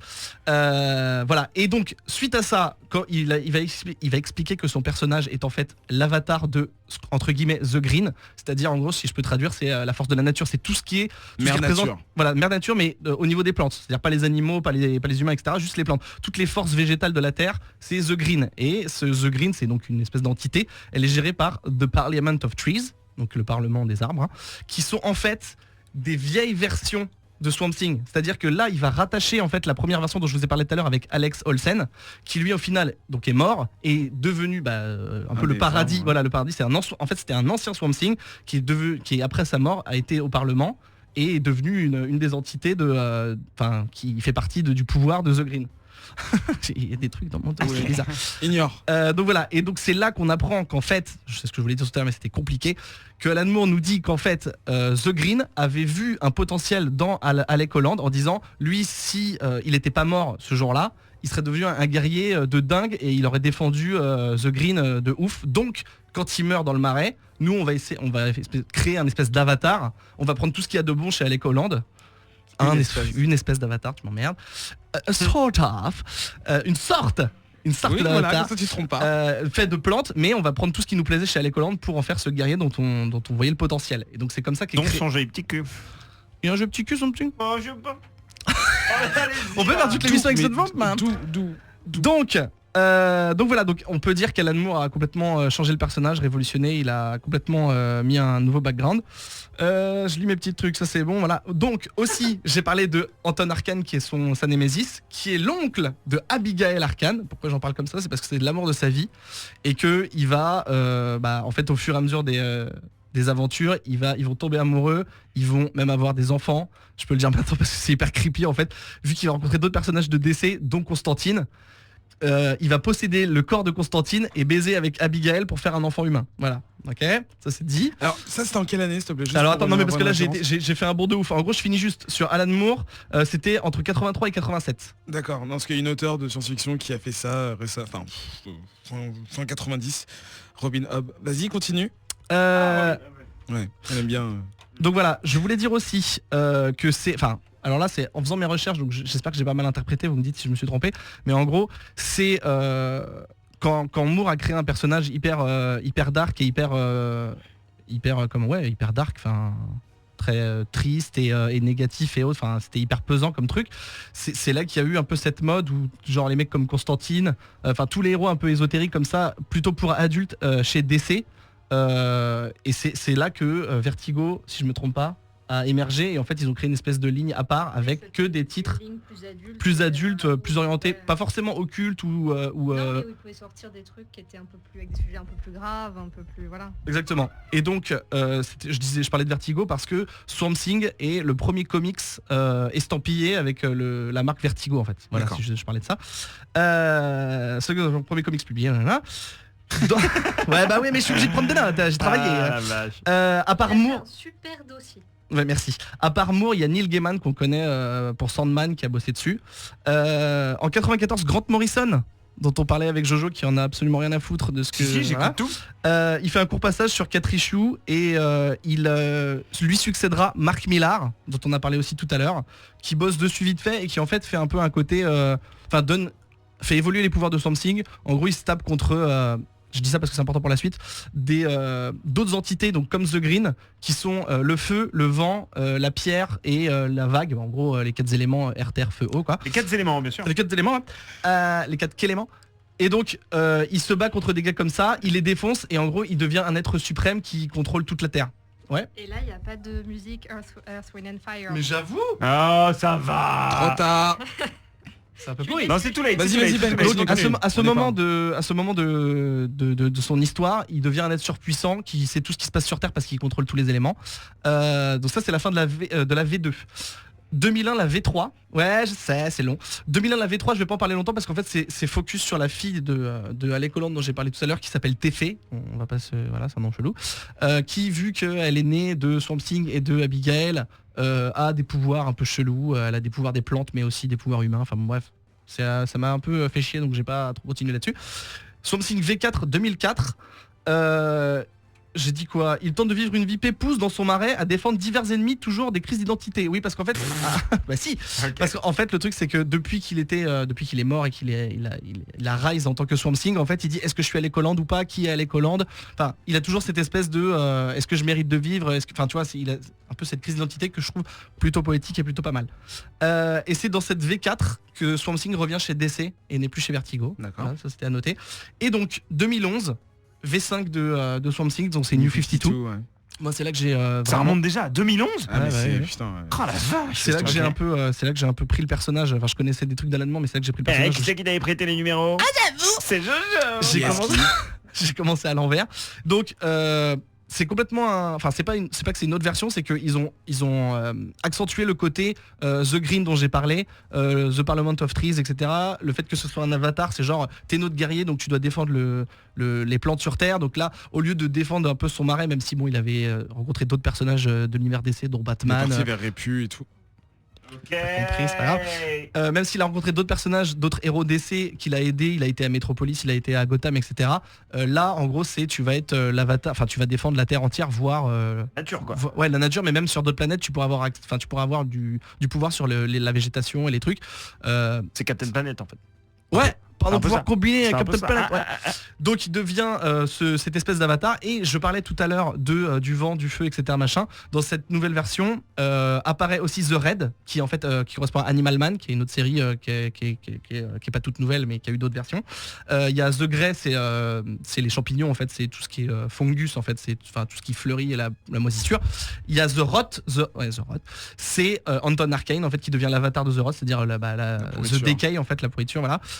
Et il y a même maintenant dans les tout derniers avant Convergence il y avait les machines en fait, c'est-à-dire les robots en fait. Donc voilà, donc en gros il y a cette espèce de baston général de ces différents avatars et lui il est au milieu de ça, il découvre des nouveaux pouvoirs, donc après je vais parler des pouvoirs, mais en gros voilà, c'est maintenant c'est plus axé sur action, t'es vraiment un super-héros international voire intergalactique, enfin voilà, etc.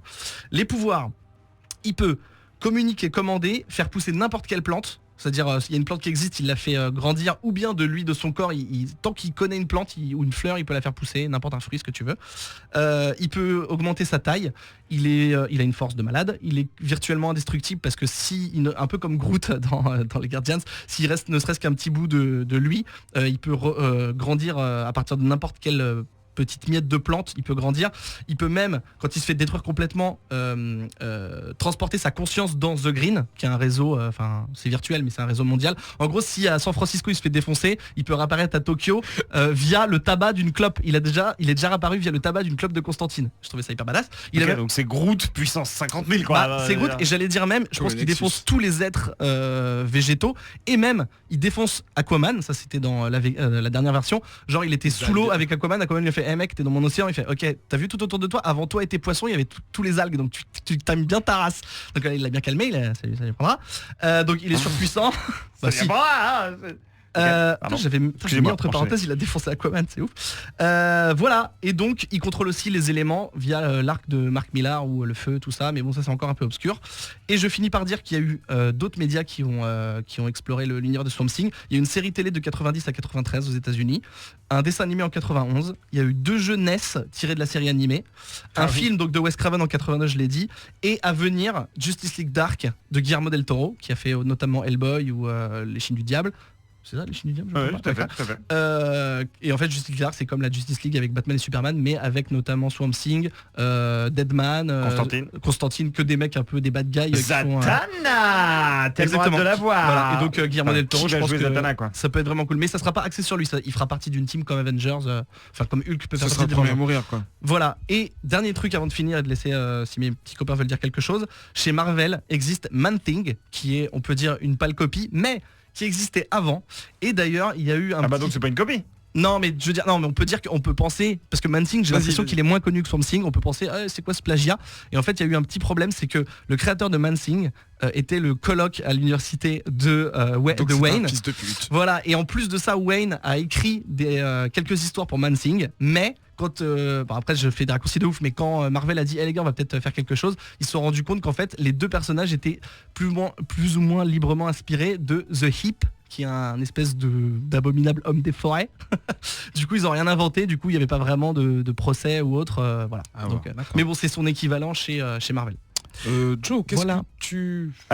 écoutez, j'ai pas grand chose à rajouter parce que malheureusement je suis pas expert en la matière de Swamp Thing. C'est un des rares trucs de Alan Moore que j'ai pas lu. Enfin un des rares trucs, non d'ailleurs je dis n'importe quoi parce que il y a tellement une bibliographie ouf Alan Moore qu'il y a plein de trucs en fait que j'ai pas lu, mais je me suis jamais plongé dans ces Swamp Thing. Donc le seul que je connais c'est celui du New 52 avec les dessins de Yannick Paquette et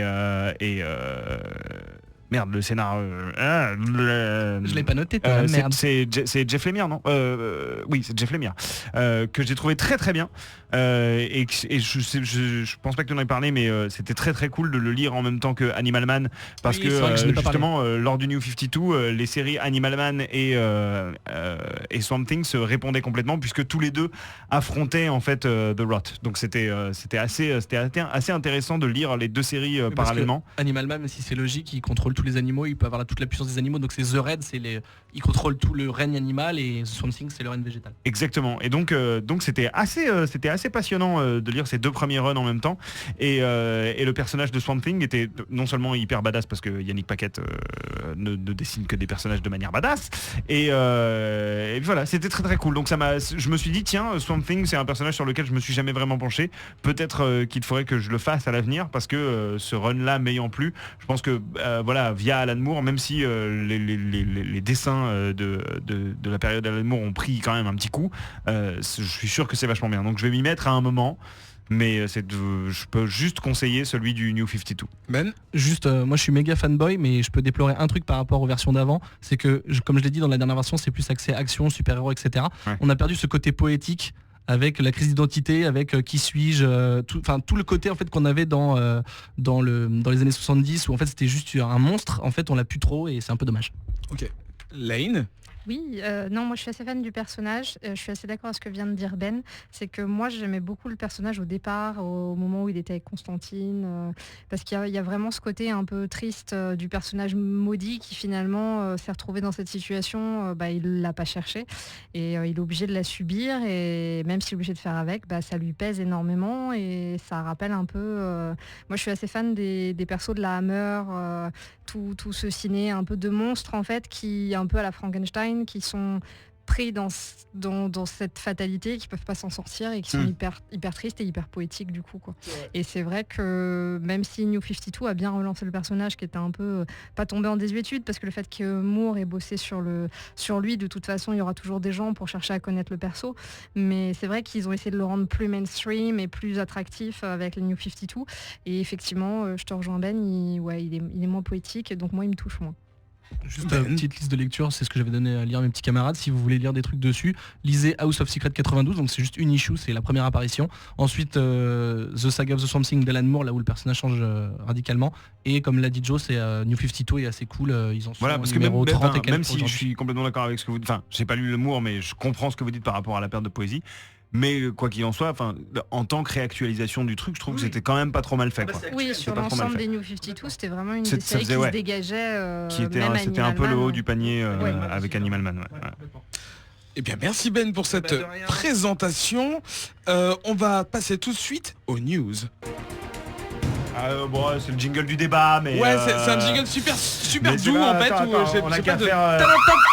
Breaking news. Voilà, c'est les news. Super. Tu l'as voulu. Hein. Oh my god. Ok, c'est pas grave. J'espère que vous n'avez pas eu aussi mal aux oreilles que moi. Ça m'a défoncé. Donc en fait, mes trois petits collègues ont récupéré pour vous des petites news. On va en parler très vite parce qu'on est déjà là, je le sais. Justement, on va prendre au pied. Ben. Je vais me parler, mais c'est moi je suis le seul qui vient de parler. Ouais, okay. Mais attends, il vient de parler, mais il a levé la main quand même. Hein. Bah je sais pas, je peux sauver C'était un peu la tristesse dans ma recherche. Vas-y mon gars. Vas-y Ben. Alors, pour ceux qui suivent la série Thor, on sait que c'est une femme, mais on ne sait pas qui est sous le masque. Non, je le fais pas. C'était M6 ça. C'était M6. C'est pas Ok, donc on a longuement parlé de la série Thor, qui est maintenant le héros Thor est une femme. Depuis le début, en fait, elle porte un masque et on ne sait pas qui c'est. Donc il y a plein de spéculations sur c'est tel personnage. C'est Jane Est-ce que tu Foster. peux juste nous dire qu'il n'y aura pas de spoiler pour pas faire partir les gens? Non, tout ce dont je vais parler c'est des spéculations. Donc tu peux D'accord, prendre une spéculation comme un spoiler, mais ce n'est pas le cas parce que je n'ai pas la réponse à ce que Alors, je vais si vous annoncer. n'avez pas vu, attention, bouchez-vous les oreilles. Donc Marvel vient d'annoncer que l'identité de Thor allait être révélée dans l'issue numéro 8. Oui. La 7 sort cette semaine si je me trompe pas, donc il va falloir attendre encore un petit peu. Et donc comme je le disais, les spéculations vont bon Alors train. juste, nous on est le 15 avril, enfin le 16 avril Ouais, ici, donc ok. ça Retour fait vers le sorti futur. la semaine Mercredi dernière. dernier. Voilà. Nom de Zeus.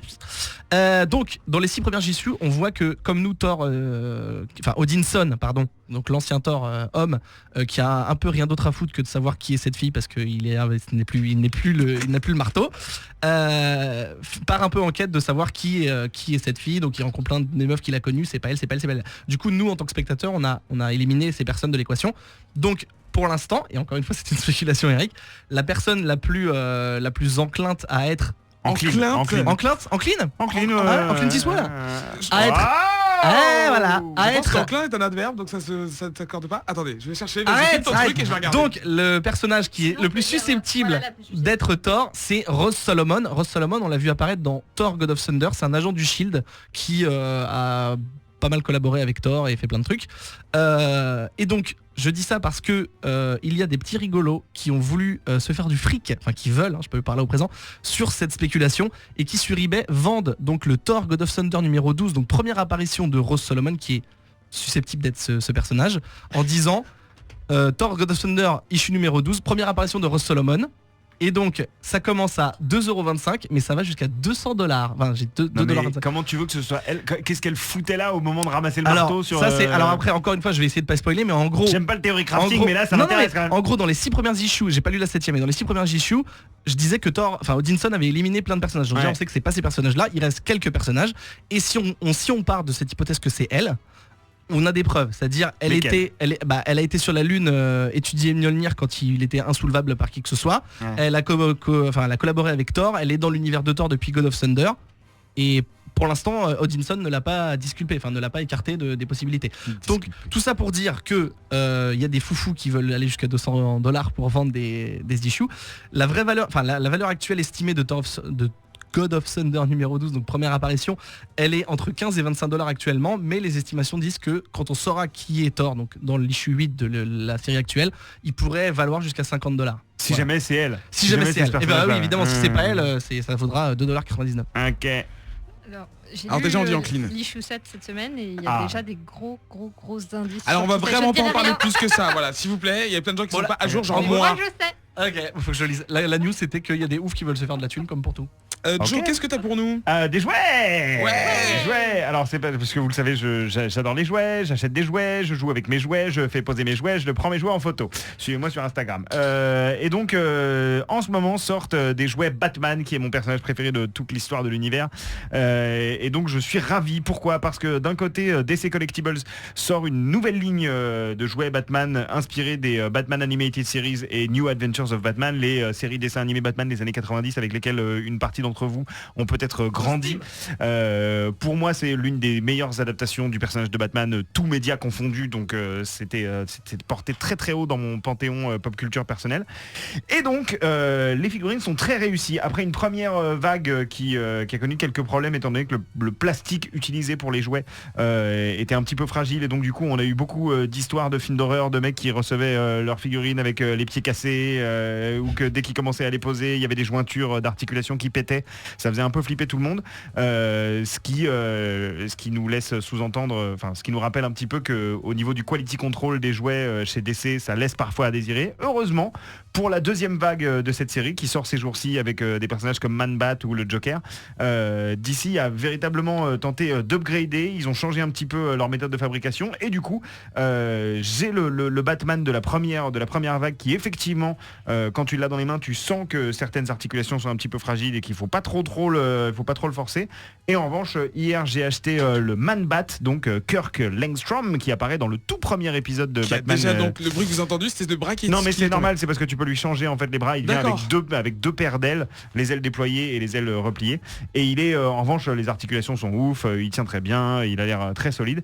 Et la véritable réussite de ces jouets, c'est qu'ils réussissent parfaitement à retranscrire en 3D et en plastique l'esthétique de Bruce Timm, qui est l'un des plus grands artistes de Batman de tous les temps, qui a donc designé tous les personnages, participé à designer et produit la série Batman The Animated Series dans les années 90. Et donc les personnages sont très très fidèles à l'œuvre d'origine. J'essaye de rester devant mon micro tout en te tendant un jouet. Des photos qu'on va poster d'ailleurs, je pense on va peut-être poster quelques liens photos sur sur la page, ou si vous cliquez Comics Outcast, parce que voilà, c'est des très beaux jouets et qui ne coûtent pas très cher, puisque là par exemple le Man-Bat qui arrive avec deux paires d'ailes, coûte 29 €, il arrive dans une grande boîte, et les figurines de base qui ont des tailles plus normales, on nous dire, sont entre 22 et 25 €, donc c'est pas très très cher. Steph, j'avais l'impression que tu voulais commenter. Oui, j'avais une petite question pour toi. Je sais pas si tu sais, mais il me semble que c'est une réédition des jouets qui étaient sortis à l'époque. Dans les années 90. Ouais. Oui, c'est une. En fait, c'est pas une réédition parce qu'ils en créent certains qui n'étaient jamais sortis. Ouais. Et c'est pas vraiment une réédition parce que les jouets qui étaient sortis dans les années 90, c'était pas des jouets qui étaient destinés aux collectionneurs, c'était des jouets pour enfants véritablement. Donc du coup, ils arrivaient avec des accessoires qu'on n'avait jamais vus dans la série, mais où tu pouvais le mettre sous l'eau, remplir une sorte de gourde qu'il avait dans le dos avec de l'eau et en balancer sur les ennemis. C'était des très chouettes jouets qui étaient chez Kenner, il me semble. Mais c'était véritablement des jouets pour les enfants. Là, on a vraiment des items un peu de collection, quoi. Oui, qui arrivent avec des stands. Ils arrivent avec des stands sur lesquels tu peux les poser, avec des mains interchangeables selon l'ambiance que tu veux donner à ton étagère de jouets. Je te laisse continuer. Pardon. Parce qu'il y avait eu une série de jouets de Animated Series qui était sortie pour les restaurants Quick. Chez Mattel. Ah oui, tout à fait. Et moi, j'ai récupéré la Ivy il y a pas longtemps, et quand j'ai vu la Ivy qui sort dans cette collection, elle ressemble énormément. C'est la même. Ouais, elle ressemble énormément, c'est vrai. Et puis Mattel avait sorti aussi des réactualisations un peu, mais là j'avoue que le travail est vraiment bien fait parce que on dirait qu'ils sortent de la télé, quoi. Enfin ils sont vraiment bien réalisés, et on se rend pas toujours compte à quel point c'est difficile de faire des jouets, c'est-à-dire de rendre en 3D et en plastique des choses qui sont sur du papier ou sur un écran télé. Ça fonctionne pas toujours. On a envie d'avoir des jouets de plein de trucs, mais ça marche pas tout le temps, et ceux-là sont très réussis. D'un autre côté, pour ceux qui ont un petit peu plus de thunes et qui sont véritablement collectionneurs, Mezco Toys, MEZCO Toys, viennent de sortir une nouvelle ligne de jouets qui s'appelle 112 Collective. 112 parce que ça essaye d'adapter le format Hot Toys, c'est-à-dire les grands jouets très beaux avec plein d'articulations qui coûtent très cher et avec des vrais vêtements, au format action figure, donc de 16 cm. avec plein d'accessoires, avec des vêtements en tissu. Et leur première figurine, c'est une adaptation du Batman de Frank Miller, donc The Dark Knight Returns, en 3 versions. Enfin, il y a 4 versions officielles, mais il y en a une qui est introuvable parce qu'elle a été éditée à 100 exemplaires. Mais il y a 3 versions disponibles dans le commerce. Il y en a encore sur Big Bad Toy Store un petit peu. Il y en a sur quelques sites américains et anglais. Vous pouvez continuer à en trouver quelques-unes, mais elles sont très très rapidement sold out parce que ce sont des très très beaux objets et qui vous coûteront, si vous les commandez aux États-Unis, frais de port compris, vous pouvez vous en tirer pour un peu moins d'une centaine de dollars, donc environ 90 € pour pouvoir faire ramener cette figurine en France. Elle est surarticulée, elle arrive avec plein de mains différentes, plein d'accessoires, avec une véritable cape en tissu qui ne fait pas du tout cheap comme la plupart des jouets avec des capes qui souvent sont complètement informes.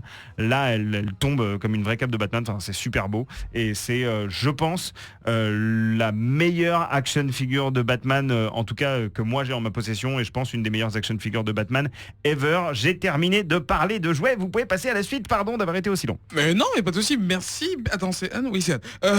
Merci d'avoir parlé de ça à quelqu'un qui fait des signes dans l'extérieur du studio. Lane, tu nous donnes ta news. Oui, c'est pas vraiment une news, mais c'est plus un focus. Elaine Segara. Oh putain. Oui, c'est yes, Tu c'est validé. avais aussi pelote de Lane. Totalement Ouais, validé. mais là parce que tu cherchais tes mots. Eh les mecs, on va Elaine finir cette émission. Segara. Les mecs et la meuf. Elle s'est égarée. Ok. Ok, hein, très bien. voilà, je vais sortir. Moi, vous laisser. je suis fan. Donc oui, c'était plus un petit coup de cœur, petit focus, parce que cette semaine, en fait, les éditions Glénat Comics ont sorti 3 tomes. Et Jerry. Non. Ah, pardon. Mais c'est fini, oui. L'animateur sort du studio, C'est mesdames. ça. Donc, ils ont sorti 3 bouquins. Ils ont sorti Lazarus, ils ont sorti Sex Criminals et Drifter, qui sont 3 séries qui étaient un peu le... Il y en a 2 qui étaient chez Image, non 3 qui étaient chez Image, Drifter aussi, j'ai un doute, c'est pas grave, on s'en fout. Super. What Et donc la news. Et donc la news, c'était que... Arrêtez, putain. Non mais je vais partir. Mais défonce-les. Bah, vas-y, Mais vas-y. non, mais je vais partir, La news, il c'est est tard, j'ai des trucs à faire chez moi, du tricot, tout ça, je sais pas. Glénat. Oui, Glénat, ils sortent des éditions, ils se mettent au comics, c'était déjà mis au comics avant, mais franchement, on va le dire, sans méchanceté aucune, c'était pourri, hein, voilà. Non seulement On par va le... se faire bâcher par leur CM. Mais Dragon Ball c'est bien. Non mais je peux parce que celui qui avait fait les choix d'édition, il est plus là maintenant et c'est tant mieux D'accord. pour eux. Donc parce que franchement, non seulement le choix des titres était pas forcément hyper malin, mais en plus les éditions étaient pas top quand on a comme concurrent Urban, Panini qui de plus en plus essaye de rattraper Urban et Delcourt qui s'est toujours plutôt bien défendu sur les éditions françaises. On peut pas arriver en outsider, essayer d'imposer une gamme et faire un truc à moitié. Donc ce qui est génial, c'est que le nouveau responsable de la gamme, il chope des titres qui sont super intéressants. Lazarus, franchement, ça défonce. Essayez-le, c'est vraiment très bien. Sex Criminals, c'est aussi un titre qui fonctionne vraiment bien. Drifter, c'est un peu plus un outsider, mais franchement, l'édition est très belle. C'est des éditions très propres. Il y a souvent des cahiers, plein de bonus qui sont vus avec les auteurs pour vraiment apporter quelque chose de plus par rapport aux éditions américaines. Alors, le petit moins, c'est le prix. Ils sont les plus chers en ce moment sur les éditions. Je crois que Sex Criminals, de mémoire, est à 19,95 pour 5 issues, mais voilà, ils essayent vraiment de faire quelque chose. C'est de très belles éditions et pour une fois que les éditions françaises apportent quelque chose en plus, moi je dis voilà, si vous devez lire en français, n'hésitez pas, jetez-vous sur un de ces titres. Oui. Merci pour toutes ces news. On va passer... Alors je sais pas si on va devoir faire la séquence en 1 minute, mais on va passer hors les bulles.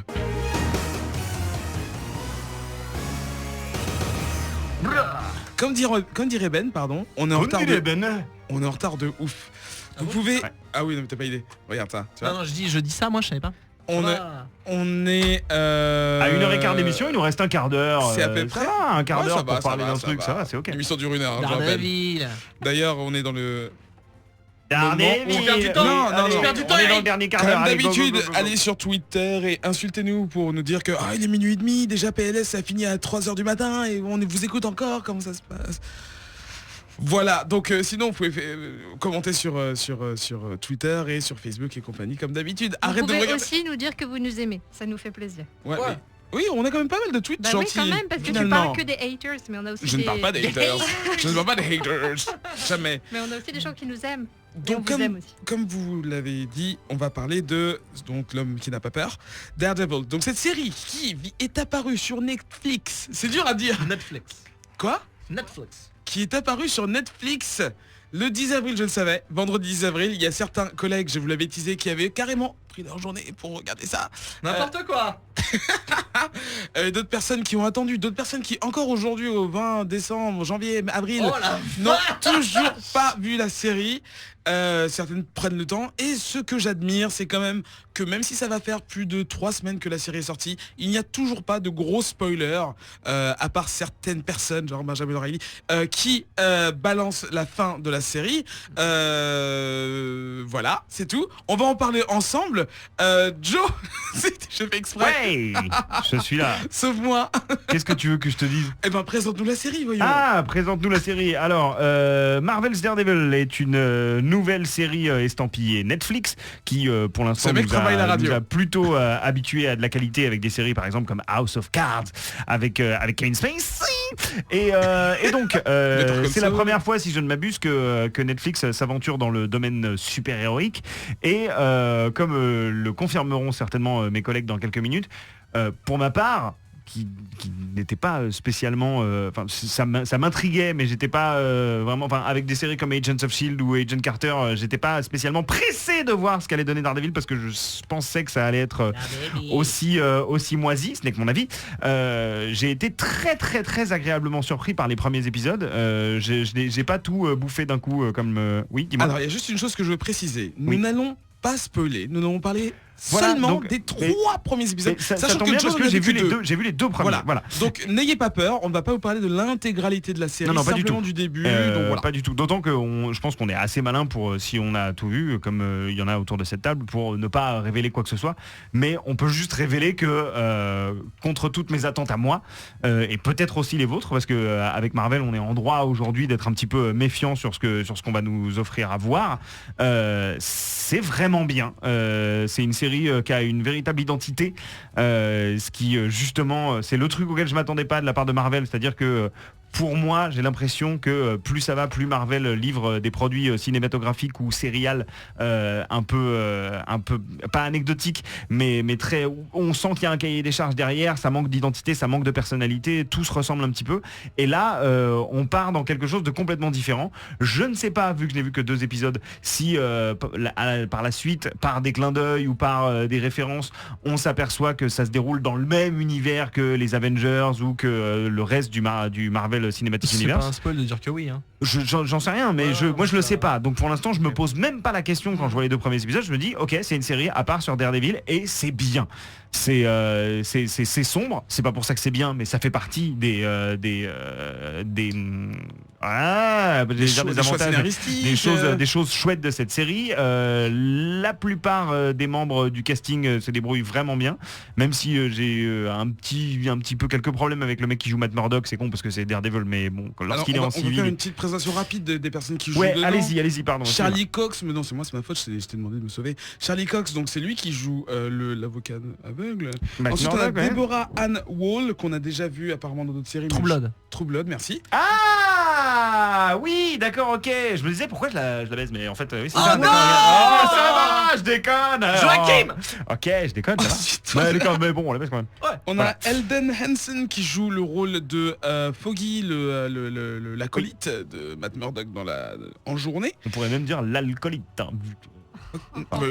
Excusez-moi, l'épisode 2 il se bourre la gueule. C'est pas un spoil de dire qu'il se bourre la gueule.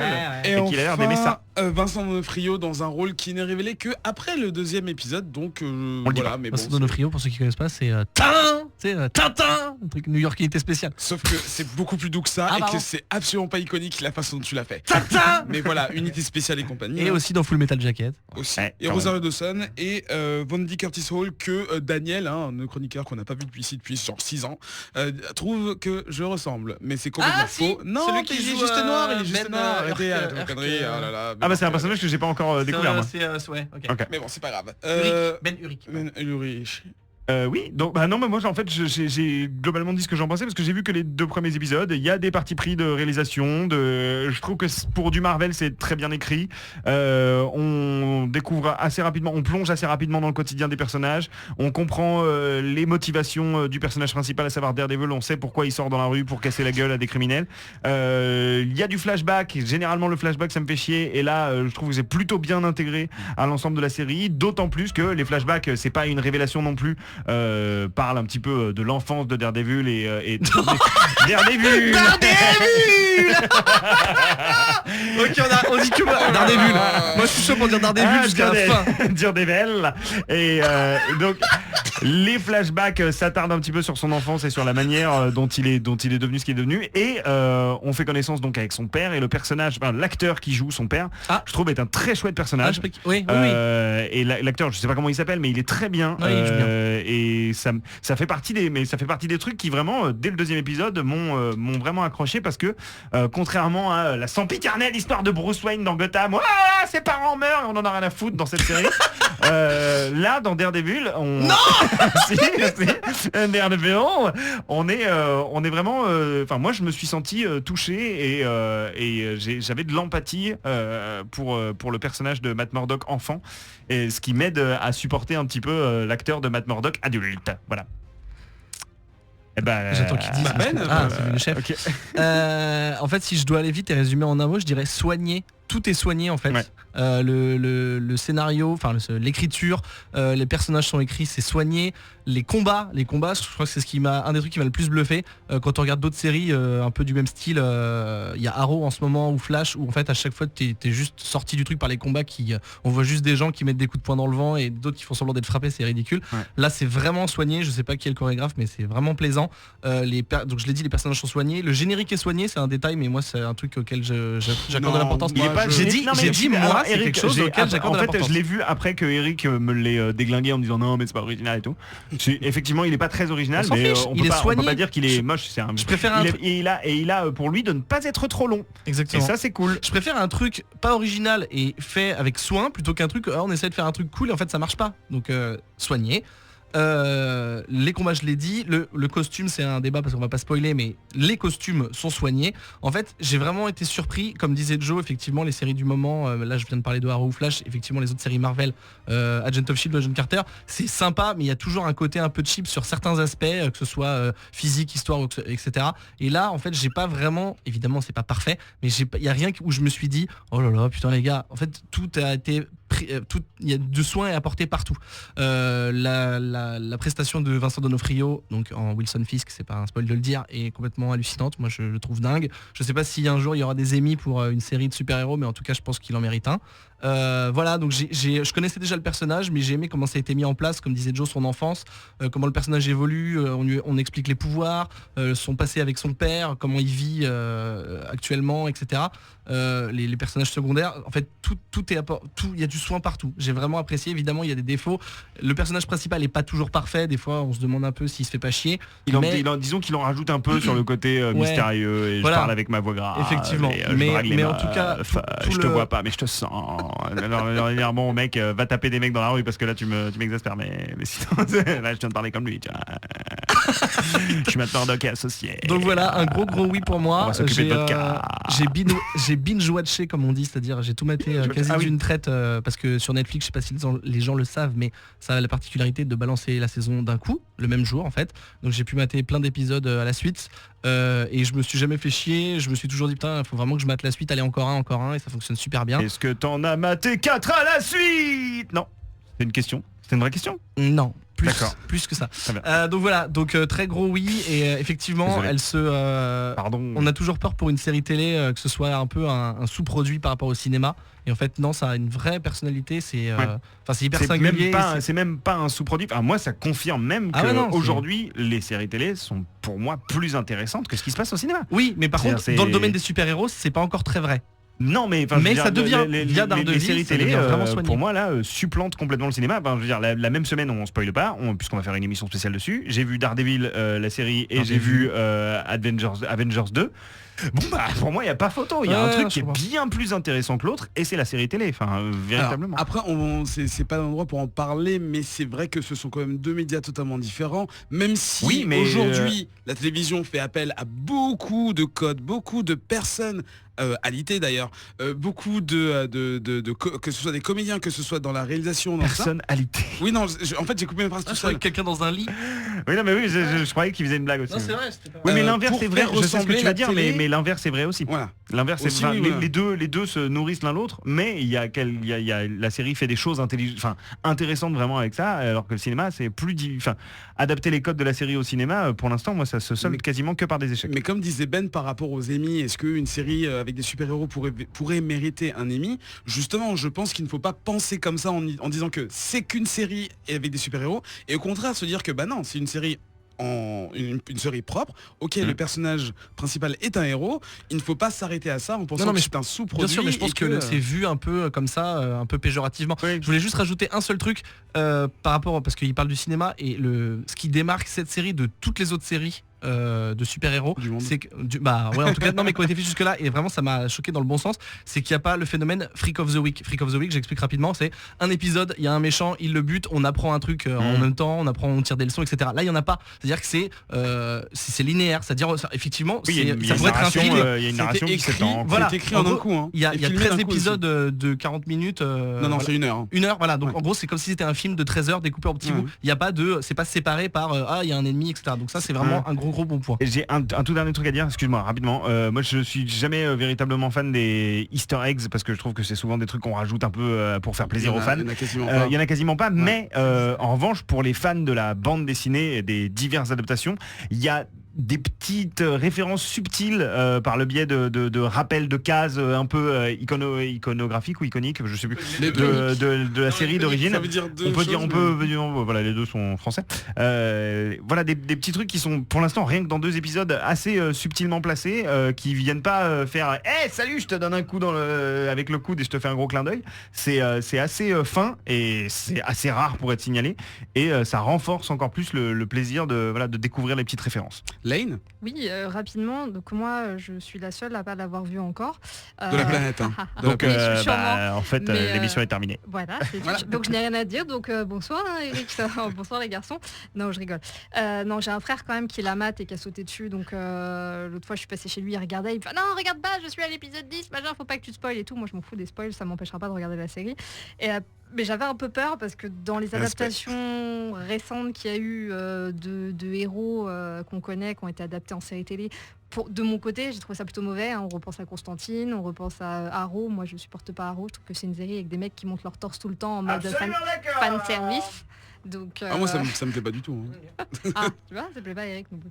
Donc voilà, j'avais un petit peu Ça peur. plaît que à Ben. Hein. Ouais, voilà. Non, ça- Ouais, mais c'est un peu ce que tu reprochais, tu sais, avec le. Ah mais non, mais complètement, Ça a tous les défauts et tous les codes et Entièrement. clichés que tu peux Ah, mais je suis accumuler d'accord, dans une série. c'est un plaisir un peu honteux, Arrow, mais Ouais. là, ça n'a rien à voir avec Daredevil. Ça, voilà, Ah non. ça me rappelle les mauvais trucs, la mauvaise époque de Smallville, enfin tous ces trucs là que moi je supportais pas. On me disait, mais t'es fan de comics et tu regardes pas ça? Bah non, parce que justement je suis une espèce de geek et si ça suit pas les comics, ça me plaît pas. Et pour l'instant, de ce que j'en ai vu de Daredevil, qui est pas un perso à la base que j'aime plus que ça, je le trouve un peu trop. Oh, je suis triste. Tu sais, tout le monde reproche, genre Batman il est triste parce que ses parents sont morts, mais lui c'est un peu putain je veux faire le bien, et il m'arrive que de la merde et toutes mes meufs elles meurent et tout ça. Il y a tout un truc un peu pathos. Et un jour j'ai lu Battling Jack Murdoch de Carmine Di Giandomenico. Et là j'ai fait, ouais c'était axé sur son père, sur pourquoi il était comme ça. Et là j'ai fait putain mais en fait pris comme ça c'est vachement intéressant. Et des scènes donc que j'ai pu mater à droite à gauche avec mon frère, j'ai vraiment l'impression qu'ils ont hyper bien respecté le comics, que c'est hyper léché. Le format Netflix, donc comme tu le disais, où tu as l'impression que tu regardes un film qui est découpé, c'est vraiment sympa. Il y a vraiment ce côté dark qui est respecté parce que Daredevil, mine de rien, c'est très très dark, faut pas être dépressif hein, non plus parce que tout Bon, le Daredevil de Mark Waid, il est plutôt coloré, plutôt.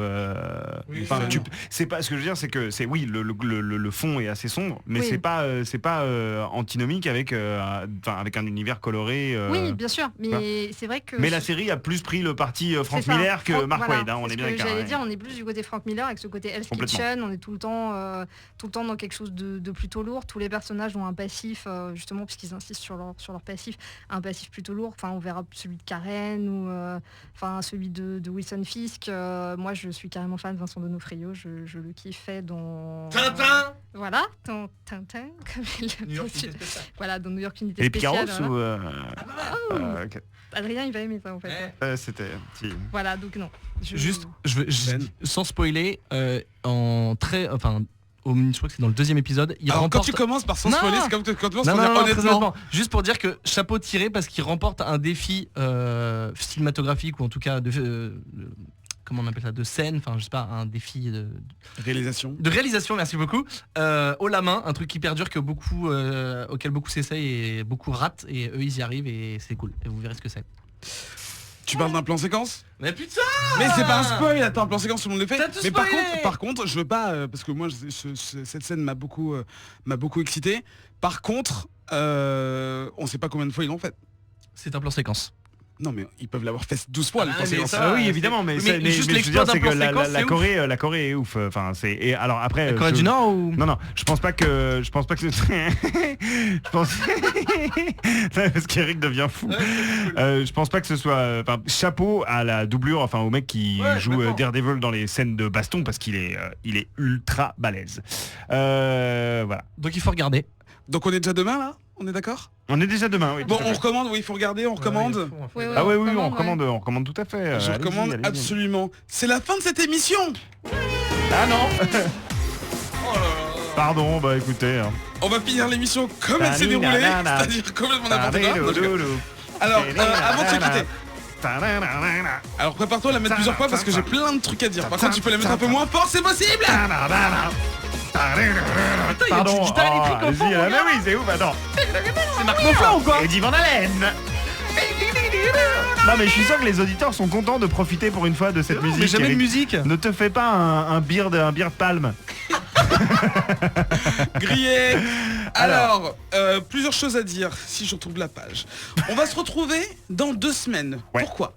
On a une émission spéciale pour vous. Quelque chose qu'on a préparé avec amour. Parce qu'en fait, nous avons eu la chance de voir Avengers Age of Ultron, ou en français Avengers, l'ère d'Ultron, en avant-première, avec quelques-unes des pas, personnes. pas tout le monde. Hein. Merci. Non, Voilà. je parlais de l'avant-première. Par contre, les autres personnes, là, Des Ota. à base, vous allez le voir le 22, c'est-à-dire dans 2 jours. Vous êtes chaud ou pas? Oui. Je vous entends pas le public. Non, Ouais, moi, j'ai rien à ouais. foutre. Absolument tout seul. Tout seul le gars. Qui ne veut rien On dire. a une émission pour vous, donc ce sera un petit peu plus tard. Ce sera le 4 mai, c'est un lundi, comme d'habitude. On a un invité spécial qui viendra nous rejoindre pour parler de ce film, et uniquement de ce film, c'est Faskill. Faskill, vous le connaissez. Pourquoi? Parce qu'il est dans le clairvoyant avec notre ami Fox. Une oui. petite différence. Ah oui, voilà, c'est ça. Il sera avec nous pour parler d'Avengers. On va parler des premières publications. On va parler des personnages en détail. On va parler du film. Attention, si vous n'avez pas encore vu le film au 4 mai, c'est pas la peine d'écouter. Pas qu'on pourrait l'écouter télécharger après sur Radio Kawa comme d'habitude. Qu'est-ce qu'on a pour vous d'autre? Bah voilà, il y aura toute l'équipe. Ce serait une grande émission collégiale. En fait, alors maintenant que je me réveille un peu, on va parler que du film. Non. Ah d'accord, ok. Parce que j'allais dire... ok. J'ai pas déjà le conducteur, mais en fait... Ah oui, c'est le 4 mai, mais en fait on parlera pas Star Wars, parce que Star Wars on en a rien à foutre, on est tous d'accord. May the force be with you. Voilà, c'est pour ça. Parce que je me suis reçu une insulte parce que j'ai dit le 4 mai on parle d'Avengers, mais non c'est Star Wars, je veux quoi? J'ai compris après. Donc voilà, voilà, toute l'équipe, sauf les absents. On aura retrouvé Daniel d'ici là ou pas? Je sais pas, apparemment il vient. Ah d'accord. On sait pas. Cette fin d'émission c'est n'importe quoi. Oui. Je vais dire merci à nos chroniqueurs, merci Ben. Bah de rien, écoute enfin.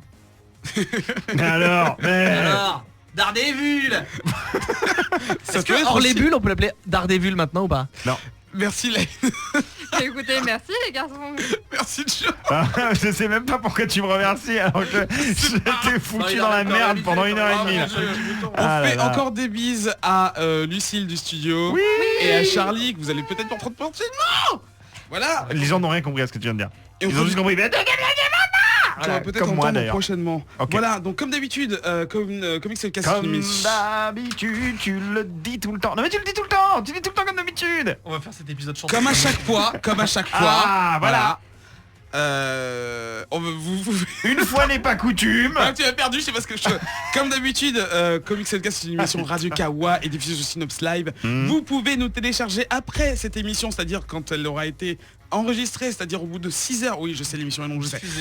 Voilà, rendez-vous dans 2 semaines, le 4 mai. J'espère que vous êtes chaud. Allez voir Avengers The Virtual Tron. Ou pas.